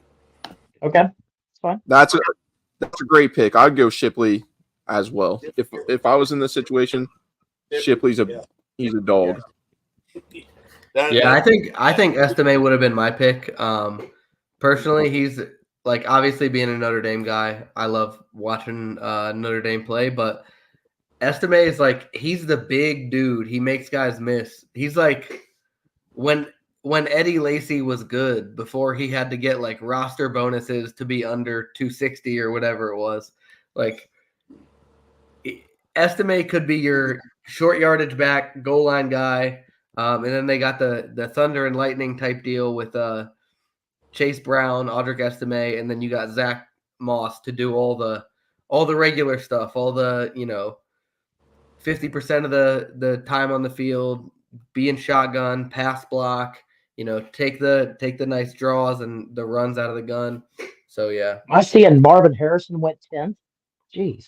I was just gonna say that. What? There's no way I see that being realistic. We should have made a move. We moved up. Hey, one thing that I will say that I didn't say earlier is I will have a really hard time with any wide receiver in round 1 unless it's Marvin Harrison or Rome Odunze. So Odunze is the guy that I think might end up falling just because like Marvin Harrison will fall. I think that Neighbors will be picked. I think Neighbors is like the flashy guy. Like Marvin Harrison is like if people don't pick him in the top 10, they're dumb. They're overthinking it. They're looking at the relative athletic scores and they're looking at this and they're looking at that. I think Marvin Harrison has all the pieces to be a future Hall of Famer, especially the fact that his dad was one of the most dynamic receivers, but also underrated too. Dedicated and hardworking and just quiet and goes about his business is what I was going to say. Like you hear people talk about Marvin Harrison Sr. and nobody's saying like, oh yeah, he was, like he would just show people up all the time in practice. He would do this, he would do that. Everybody was like, yeah, it's one of the things where it's like the guy is like the first guy in, the last guy out. He's the hardest worker I've ever been around. Like that kind of stuff. If you have that kind of talent paired up with that type of like work ethic, then you got yourself a really, really, really good equation for an awesome, awesome player. And I think people are going to overthink that stuff with Marvin Harrison. And that's why the Malik Neighbors is going to, get some hype about maybe being the first wide receiver off the board or whatever. So I think Harrison will go. I think Neighbors will go just because he does have that flash and people are going to pick him for the upside. And then when it comes down to that, 2 wide receivers, okay, we got 6 offensive tackles. We got 5 quarterbacks, 2 edge guys, Brock Bowers, 2 cornerbacks. So the math can go a bunch of different ways because I think that there are a lot of top guys, and 18 is like that spot where it's like, whichever way it falls, we're going to have some position there that is solid. And we might have a couple guys there that we never thought would be there. So Odunze would be a guy that if he's there, I'm on board. I don't care who else is on the board. I'm picking him. You see maybe the Bengals. Oh, go ahead. Yeah, go ahead. Go ahead. I'll do it here afterwards. Oh, I was going to say, is there any way that the Bengals that you guys think they would possibly trade up? Forget Justin. That's what I was going to ask. Like, yeah. Go ahead. We're on the same wavelength there. So my question was because we had this big debate about Justin Jefferson, right? And we know what's going to take to get Justin Jefferson, just trade value between trading trading draft capital. What would it cost to move up? Let's say Rome Odunze's there at pick 8, pick 9. What would it take to trade up to get him? I don't know what the draft chart says. They all operate on this like point system. I'm not just going to be about the point value system that Johnson designed. So what I'm talking about is also the money wise too. So you're going to get this guy for 5 years. It's going to be a lot cheaper in your money in your pocket because that's kind of what we're talking about with the T. Higgins money in the pocket kind of thing. So if you can trade up, I don't know, 10 picks and get a Rome Odunze, then or Malik Neighbors, which I like Malik Neighbors a lot. So I'd probably be in on him over Odunze, but either of those two, you can move up and get him in 10 picks. It's probably going to cost you a lot less money and probably less capital draft-wise too. I don't think it would cost you less draft capital. I think it would cost your first-round pick, your second-round pick, one of your third-round picks. Probably. We have a third-round pick to give, fellas. we have an I agree with that, but I would say for me where it falls apart is the giving up the second round pick this year too. Yeah, So I would say I would love to have the top one of the top wide receiver prospects, but to have to give up first, second, third, probably next year second, maybe a couple late round pick swaps, I think that would be too much for me. And that's if they don't ask for next year's first round. They might. But see, you think I just don't think it's going to cost more than what a Justin Jefferson is if you tie in the money and the and T Higgins on top of it, and if we're trading T, I think that you'd be able to move up a lot easier. Yeah. If we're trading T, I don't think we have to give up that second round. Yeah, I agree with you. Yeah. T, like who? I misunderstood your question. I thought you were saying keep T and also get the top wide receiver prospect. Which imagine so too. If Marvin Harrison, if we trade up to get him, just imagine the amount of wisdom that if his dad shows up to the practice facility every week or every month or whatever. It's a lot of wisdom there. We can just draft Braden Rice and have Jerry Rice show up every week. Yeah, hey, that's let's true. Let's get all the Hall of Famers kids. You know what I mean? Frank Gore Jr. Does Bruce have a kid? You know what I mean? Does Frank Gore Jr. in the draft as well? Without giving up a Frank Gore first Jr. round every pick, day. do you guys Every day of the week. Do you guys think a second, third, and a sixth would get it done? Because we have a third and a sixth to give, and we could get a second from T. Higgins in a potential trade. Do you think second, third, sixth would get it done? But what team? So are you saying trade T, but we get a second for T, a second round pick for T? So we have 2 second round picks, 2 third round picks. So and we have 2 sixths right now. Yeah, I think that would do it. But would you rather? I don't think. Would you rather him or Joe Alt? Because if you can move up and get Joe Alt, that's where it gets weird. Because would you rather Joe Alt or would you rather Malik Neighbors? If we're trading T. Higgins, I'm preferring getting the wide receiver. Yeah, I'm preferring Marvin Harrison specifically. Like if some team does think Neighbors is like flashier and they want to take him before Marvin Harrison, and then Harrison ends up falling to 8 or 9, I'll be at my house like the Bengals have to trade right now. If you're talking about trading up to 8 or 9, and we're gonna give T. Higgins a second round pick, a third round pick, a 6th round pick, I would give all that up to take Marvin Harrison 8th or 9th overall. There's too much value in offensive linemen later in the draft to worry about. I mean, Joe Alt's great and all. If he falls to us, which he's not, take him. Not. But at the end of the day, we saw in our mock drafts, guys, there's tons of value in those mid rounds. Yep. So take Marvin Harrison, take the surefire slam. And I mean, nothing's surefire, but take the slam dunk guy if you're going to trade up. I think especially in this scenario, if we don't have to, give up that first round pick, then chances of there being a tackle there are good. And let's say that there isn't an offensive tackle there. Okay, now you still get a top defensive tackle prospect, or you still get Brock Bowers if he falls. Can you imagine? There's still plenty of tackle prospects throughout the draft too. Can you imagine accidentally trading up for Marvin Harrison and then accidentally having Brock Bowers be the guy that falls to you? Jamar Chase, Brock Bowers, Marvin Harrison, all with Joe Burrow. I cannot imagine it. So let me throw this out to you because I'm listening to a lot of what you guys are saying. At least within the top 10, the only teams that I could see that we would have to trade up with potentially would be Arizona, Chicago, maybe New York. But then again, New York's a kind of a dumpster fire and pretty much. I don't know what's going on there. And the Chargers. Which one of those would potentially be the one that might be willing to say, you know what? Hey, let's move back. Hey, we see more value in the later rounds. I think the Chargers could view T. Higgins as a potential Mike Williams replacement, but the issue there is the money. I think that they had to let Keenan Allen go. They chose to let Keenan Allen go over their defensive ends. They're replacing 2 receivers there, guys, and they have a new head coach, a completely new staff. They want to make a splash. Yeah. The So Bears. let's see. The Bears have 2 first-round picks, right? Yeah, Correct. 1 and Yeah, we 9. know who they're taking with the first one. Well, at least The who rumors they I've been should take. hearing I don't know. Yeah. in the last little bit, they and should especially in mock drafts, they've said Bowers might be the guy that they look at. Dude, I mean, I'm looking at Tennessee at 7. Maybe.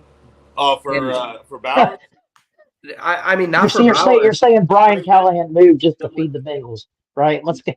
No, I mean, like realistically, if Brian Callahan wants to make a trade with the Bengals and he wants to get T. Higgins and he wants to get more draft capital for that draft, I think like I could see a move where Brian Callahan's like, all right, let's take T. Higgins, a second round pick, probably pick 80. I think it would take to get up to all the way to 7.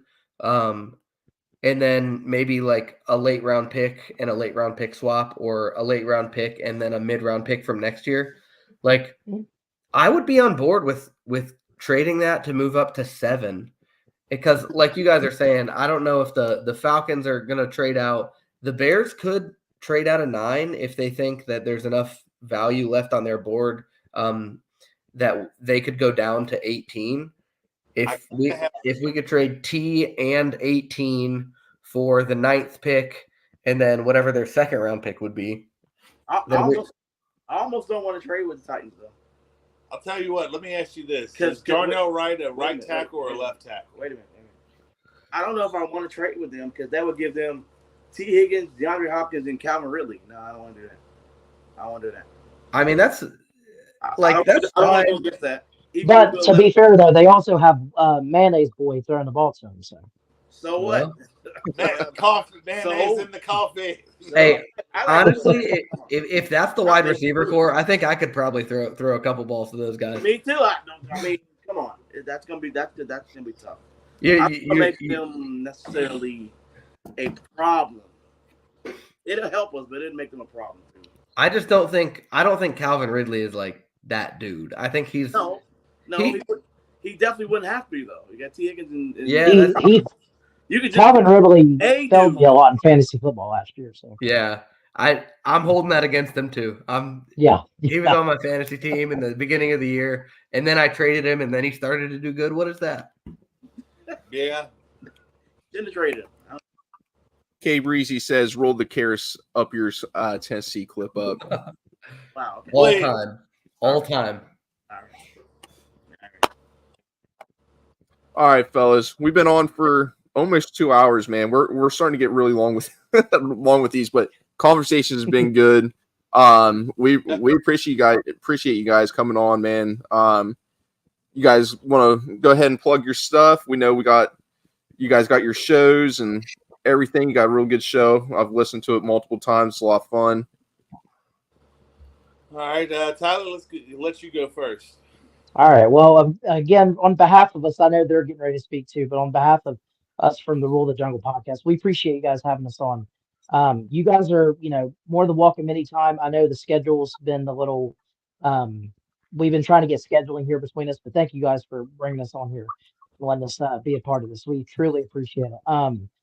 My social media, I'm at Tyler Day 54 on Twitter X, at T-Bowls54 on YouTube. The reason for the 54, it's really a wrestling reference. I only happened like maybe for about 3 months, but it's actually because of John Cena, believe it or not. That's the whole reason for the 54. But also too, follow the Rule of the Jungle podcast page on Twitter as well. Every time we post, every time we record and drop the episode, that's where it goes. And there's plenty of places to listen to it too. But I'll go ahead and turn the floor over to Anthony now for his. Go ahead. All right. If you guys want to give me a follow, I am also on X as well, Anderson78. If you want to follow me on Instagram as well, it is Anthony Anderson 535.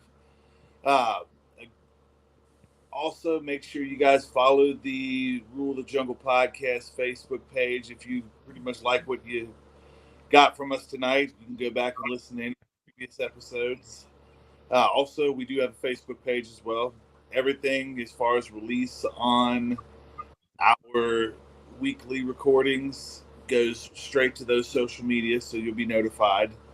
Will, did you want to go ahead and plug your? Yeah, I'll let you go ahead and plug yours, sir. Plug my weird X page. I got the weirdest handle. I still don't even know where it came from. It's hold on, I gotta read it because I'm not even sure. Like what? It's at William 2881, right? 800. Let me see. Or 804. I don't even know. Yeah. Who made this up? I didn't do that. Are you a bot? Hey, get the old man his This is AI right now. We got AI on our show, man. Yeah. That's why I didn't want to plug it, right? I'm a bot. Got my face. Don't forget your Instagram. Yeah. Well, I guess you follow me on Instagram, right? Yeah, let the people know. Let the people know you're not a bot. I am a bot. I just said that. It is Appleton 786. Appleton. So, and just a little sneak peek for our podcast coming out on Saturday night, Sunday morning. We will have the same guest that the Bengals Army had earlier this week. We'll have Parker Blake on, so that's a little thing to be excited about. So appreciate you guys. And then also too, are you guys going to be at the Project Game Day event? Or either of the I will not be. I was thinking about it, but I'm not sure yet. Okay. To be determined. They will be open from 5 to 7. Like they'll have those Eclipse Cincy hats, I think, for sale. Okay. And also Corey Dillon will be there too. So we'll be there for the Project Game Day for any of you that will listen to Bengals and Brews or rally around the Natty. We'll also be up there. Yeah, we'll also be there for the Project Game Day event. And then we've got also some other stuff coming down the pipeline that we'll announce as they become finalized. So, was there anything else you wanted to include, Tyler, or we pretty much? No, I just want to say thank you again to Chris, and Dusty, and Tony here for allowing us to come on the podcast. It truly meant a lot to us. So, first time being live on camera for us. We're usually audio form, so this was a bit different. I had to get. Hey man, there's no difference when you record because you can't cut. We don't cut anything out. We did the same thing when we recorded, and we didn't go live at first. So that. Tony, I think we found your burner account, dude. Hey, delete that comment. Spam. That must be a bot. we found the burner account. This is Tony. Account? I know. I was wondering what he was doing on his phone the whole time. He was creating an account so he could comment. Well, it's to make sure. Last week it was me with the border. Now it's Tony. Yeah. No, we appreciate you guys, man. We're definitely have a lot of fun, and it's fun talking to like real Bengals fans. Not like media pundits that come on and they're supported by a franchise, so you kind of get their opinions, which can be persuade. I was gonna say we've had James Rapine and Jake Liska. I think so far out of all the media pundits that we've talked to, just being small, those have been the guys that honestly I think probably give the most honest, real, honest viewpoints. But like you said, James is great. But like you said, Dusty, it is nice to hear what the fans are actually thinking. Yeah. Dusty, where do you guys tailgate at the games? So all of us live a little ways away, and I don't think any of us got season tickets. But normally we go to Lot 1. We had Pat and Aaron McKenzie. They were on the show the other day, but they're season ticket holders, and normally we hang out with those guys down at Lot 1. Yeah. So when we're down there, normally Lot 1. I know that's me and Tony. Chris, do you normally go to Lot 1? Honestly, it just all depends on which game I'm going to and who's all going. I'll just blast out a bunch of messages, and if it comes down to it, I just find a garage to park at that's far from the stadium, and I'll stop at every tailgate on the way in. Yeah. So, You never know. I'm kind of a wild card. We got to get you to lot 1. Come on. Now. Yeah, we're in lot 1 too. We're So. lot Well, 1. I definitely Well, make my we'll way see up you guys there. then because we're talking about the home opener. So we'll see you guys. Then. Yeah, we're usually lot 1 with the Bengals and Brews crew. It's more towards the back, like more towards the back of it. But yeah, we're usually in lot 1. So Yeah. the way I come through, I usually park. You said you park far away. I park in Newport, so I walk from Newport all the way over there. So I wherever you guys are at in lot 1, I'm sure I could see you guys walking through there. So well, you can't miss us because we're kind of like right up on the hill, so you won't miss. Oh, us. okay. Yeah. I was gonna say Aaron and Pat have. I was gonna say because I'm smart and my old employer pretty much lets me park at their building across from Longworth Hall for free. So that's because I'm cheap. Yeah, I was going to say, Aaron and Pat normally hook us up. They have an extra parking pass, so normally we park right up there. So if you go to the back of lot 1 by Bengals and Brews and Bomb Squad, that little hill that's up there by the overpass, that little hill, that's where they always parks, right up there. So normally we pull right in and get a hang out with those guys. So yeah, then we can just walk right in. So we got a little hookup too, and it makes it nice. So shout out to Aaron and Pat. Hopefully those guys come back on. Well, any closing thoughts, guys? If you have anything you want to shout out real quick, or we can end her. I think for only thing for me, I actually want to give a shout out to a friend of mine who just this past weekend turned 80, who's been a long time Bengals fan. I want to give a shout out to my guy, Mr. Dan Neiman, because hey, he's long time Bengals fan. Literally went to the first 2 Super Bowls, and had a ton of awesome stories that he's told me through the years of his time. So if any of his family are listening, I want to make sure I give a proper shout out to him. Awesome, yeah. Dan, I'm gonna say shout out to the Bengals Army. Shout out to the Bengals Army here. I'm not sure. I'm not looking at the analytics here of like who's all watching, how many are watching, or what the likes are. But go ahead and get them subscribed while you're here, and go ahead and like the video. What are you waiting for? Yeah, what are you? Said it better myself. Yeah, no kidding, Tony. What are these people doing out here, bro? Or Tyler, sorry. They're waiting on us to Tyler, Tony.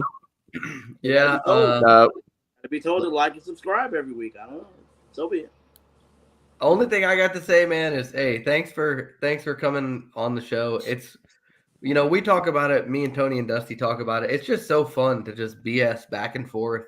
You know what I mean? Like, obviously things get heated sometimes, but like that's just because we all love this team. Like, we all have our takes, we all have our opinions, and it's fun. Like, it's just genuinely fun to kind of go back and forth on it, knowing that like we're all out for the same goal. So it's just an awesome time to be able to just like BS and talk Bengals with, normal everyday Bengals fans. We love doing this stuff and it's just awesome. So thanks for coming on, guys. Thank you. Thanks, thank you guys.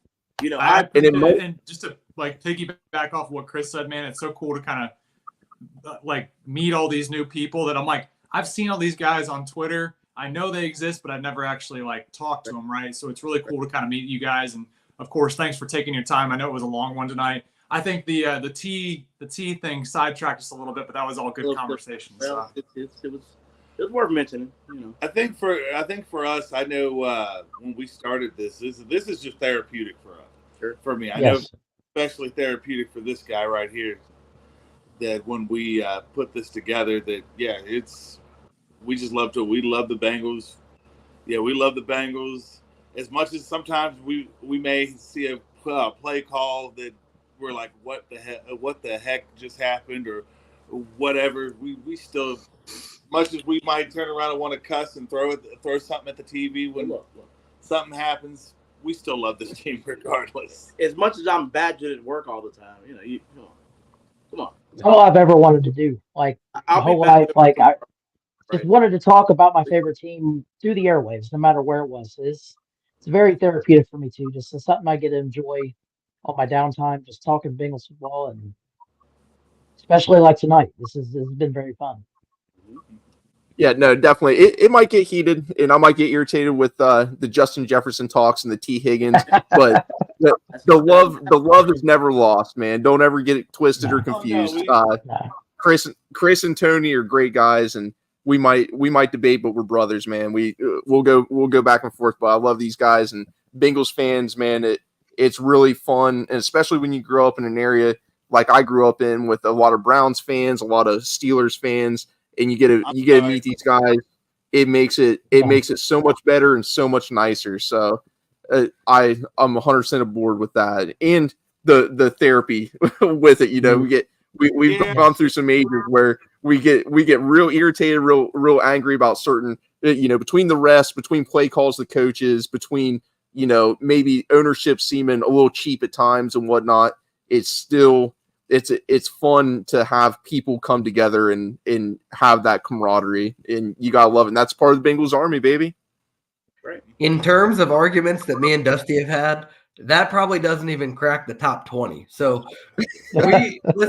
we've been knowing each other for 10, 11 years, 12 years, whatever it is now. So we've definitely had some good times, and we've definitely had some more rough conversations. But like Dusty said, no love lost here. We're all brothers, and we're all just here talking about the Bengals. So it's great. I got one fun fact that I didn't mention. My cousin is Larry Foote, former linebacker of the Steelers. So all right, well, no, it was only two days of the year where he wasn't family. Those days was fun. Them 2 days. He was not allowed to come out. Let me ask you this question since you brought that up. Did he ever wear the Super Bowl ring in front of you? No, come on. I was gonna say I would have took that thing and flushed it down the toilet. Not getting interest into the house. No, come on. I'll go ahead and mention a fun fact too, since he did. I mentioned earlier, I think off air, and I think it was off air to Chris and Tony, that I'm from Ironton. I graduated from Ironton, went to school there, lived there for most of my life. Former Bengals great and unofficial sack leader Coy Bacon went to school there as well. Graduated from there. Obviously some 50 years beforehand, but that's something I hold on to pretty well. So the original Baconator. Yes. Yeah. So if we're tossing stories out, I got a fun story real quick. I was at Fort Sill, Oklahoma, and this was during AIT, and I think Tony just graduated AIT at this point. And we all got called in to go to like this big briefing area, and nobody knew really what was going on. We go in here, and there was a guy that played for the 49ers, and he won a Super Bowl against the Bengals. And he was a contractor. We'll just say that he became some sort of government contractor, and he passed around his Super Bowl rings. And he ended up he was a linebacker. I forget the guy's name. But I'm sitting there holding this Super Bowl ring, and I'm like, this son of a buck, bro. Like, this could be a Bengals Super Bowl ring. And, it was interesting meeting the guy. It was cool. I completely forget what his name was. That was, 12 years ago. But it was it was pretty cool. But holding that Super Bowl ring was I kind of wanted to not hold it. But obviously, I was going to do it. It was a Super Bowl ring. You don't get that many chances to do it. No. So were you thinking what I would have probably been thinking? Let's burn it. I wouldn't have touched Let's see what it looks like in fire. Speaking of accidentally dropping it and going to get it and kicking it. Oh shoot! I don't know where it went, man. My bad. Speaking of Super Bowl rings, did you guys hear that Jason Kelce lost his? Yeah, Jason Kelce lost his in the chili. I wish it was Travis Kelce. Yeah. But then there would be some sort of just small bit of vindication. Man's hatred for Travis Kelce is great. Honestly, that's the most Jason Kelce story of all time. He said it somewhere in Cincinnati right now. To lose it in a pool full of chili, like what? that sounds so crazy. But when you think of all right, what is my short list of guys in the league who this would happen to? Like, Jason Kelce has got to be on your list. Like, come on. He's on the list. And what's funny is out of both Kelce brothers, I actually like Jason. I it's Travis that I'm like. No, well, I like Jason. I'm not going to say I like him. I don't. Well, of course. That jabroni, bro. True. Jabroni, he said. I don't like anybody though. The mayor brought that on himself. I'm not gonna lie. He did. Yeah, but that's also why the mayor. Like, I'll be honest. I did write a letter to the Bengals to say, hey, maybe we should ban the mayor from coming to the games. Correct. Yes, It's a thought. Did you see he did? He did I don't know, like a little intro or something when they did their UC thing, their show at UC. He did like some sort of intro, and it was like, what in the heck is this guy doing? This guy just got called a jabroni and looking like a fool, but I wouldn't have done that. If I was him. What he called himself trying to do was trying to ingratiate himself to. Oh yeah, Yeah, that's what happens when dudes that never played sports in their whole life try to be like trash talky competitive. I've never understood it. Like, Doesn't work very well. but also too, like when I played football, I was always one of those guys. I really never trash talked. I let my play do all the talking for me. So usually, if they had that was always just how I played. But hey, if you trash talk, and usually the ones that always did the most trash talking were the edge rushers, linebackers, receivers. Those were. Hey, listen, I wanted to let my play do the trash talking, but I was 5'9", 145, soaking wet. So like, there was a little bit I had to get it moving. For me, I was about that too. So. Well, but also for me, I was 6'4", like 330. So for me, it was, for me that was pretty much how I ran. You need to say much. Bro, I trash talked all the time in basketball, and I was 5'8" my senior year. I would talk just be stupid and silly, but I would always give people props. We'd have fun with it, you know. I wasn't too harsh. But baseball, that's when the funny trash talking would go to the catcher, man. Step in the box and talk to the catcher and be like, bro, you know that was a ball. What are we talking about here? My trash talk was I didn't play those sports in high school. I played tennis. So mine had to be a little bit silent just because you couldn't really like be loud and that. I guess other than maybe the grunts. You couldn't be McEnroe-esque. Come on. But yeah, no, I would let my play do the talking in that just because. Tyler McEnroe. Come on. But you also know John McEnroe usually dropped an F-bomb about every other a lot of yeah. Hey, an F-bomb in tennis is fault. It was great. great. God, it was awesome. It was awesome. What in the fault are you doing? That was clearly Like, are you blind? serious. I'm like, no, that was yeah. But, all right, boys. Well, it's been fun and it's been real, but I got to get going. This is 2 hours and 15. It's been a fun time, but I think it's time to feel better, Chris. Wrap it on up. Yeah. Let's get this poll out here and let these people start to vote on who they think won the draft, and then we can decide whether we like them as fans or whether we don't. Well, spoiler alert, it was probably us, so you know. Not gonna take much, Just like that's where the blocking comes in good on the Twitter app. You know, I just sit there. Oh, you didn't like block. Oh, you didn't like that. You didn't like my draft. Huh? Yeah. Do that. Your vote If you count. pick Tyler Anthony and Will's draft, then you're dead to me. That's why we're on the show and you're not. How about that? I hope you get to feeling better there, Chris. Like I know what you're going through right now. Take some Theraflu. I'm still trying to recover from it. So take Theraflu. Yeah, I think I'm just gonna get one of those sauna boxes and put it on my head and just let all the stuff melt out of my sinuses. Wow. All right, fellas. We appreciate you. Definitely thanks to everybody that tuned in, was listening. The comment section, like always, we always try to post everyone's comments up, and if you have questions and whatnot, we try to get them up there and whatever statements, because it makes it fun. It makes it it makes it enjoyable getting that extra feedback in there. So we appreciate you. We appreciate the Rule the Jungle pod coming on, and Who Day, baby. Who Day.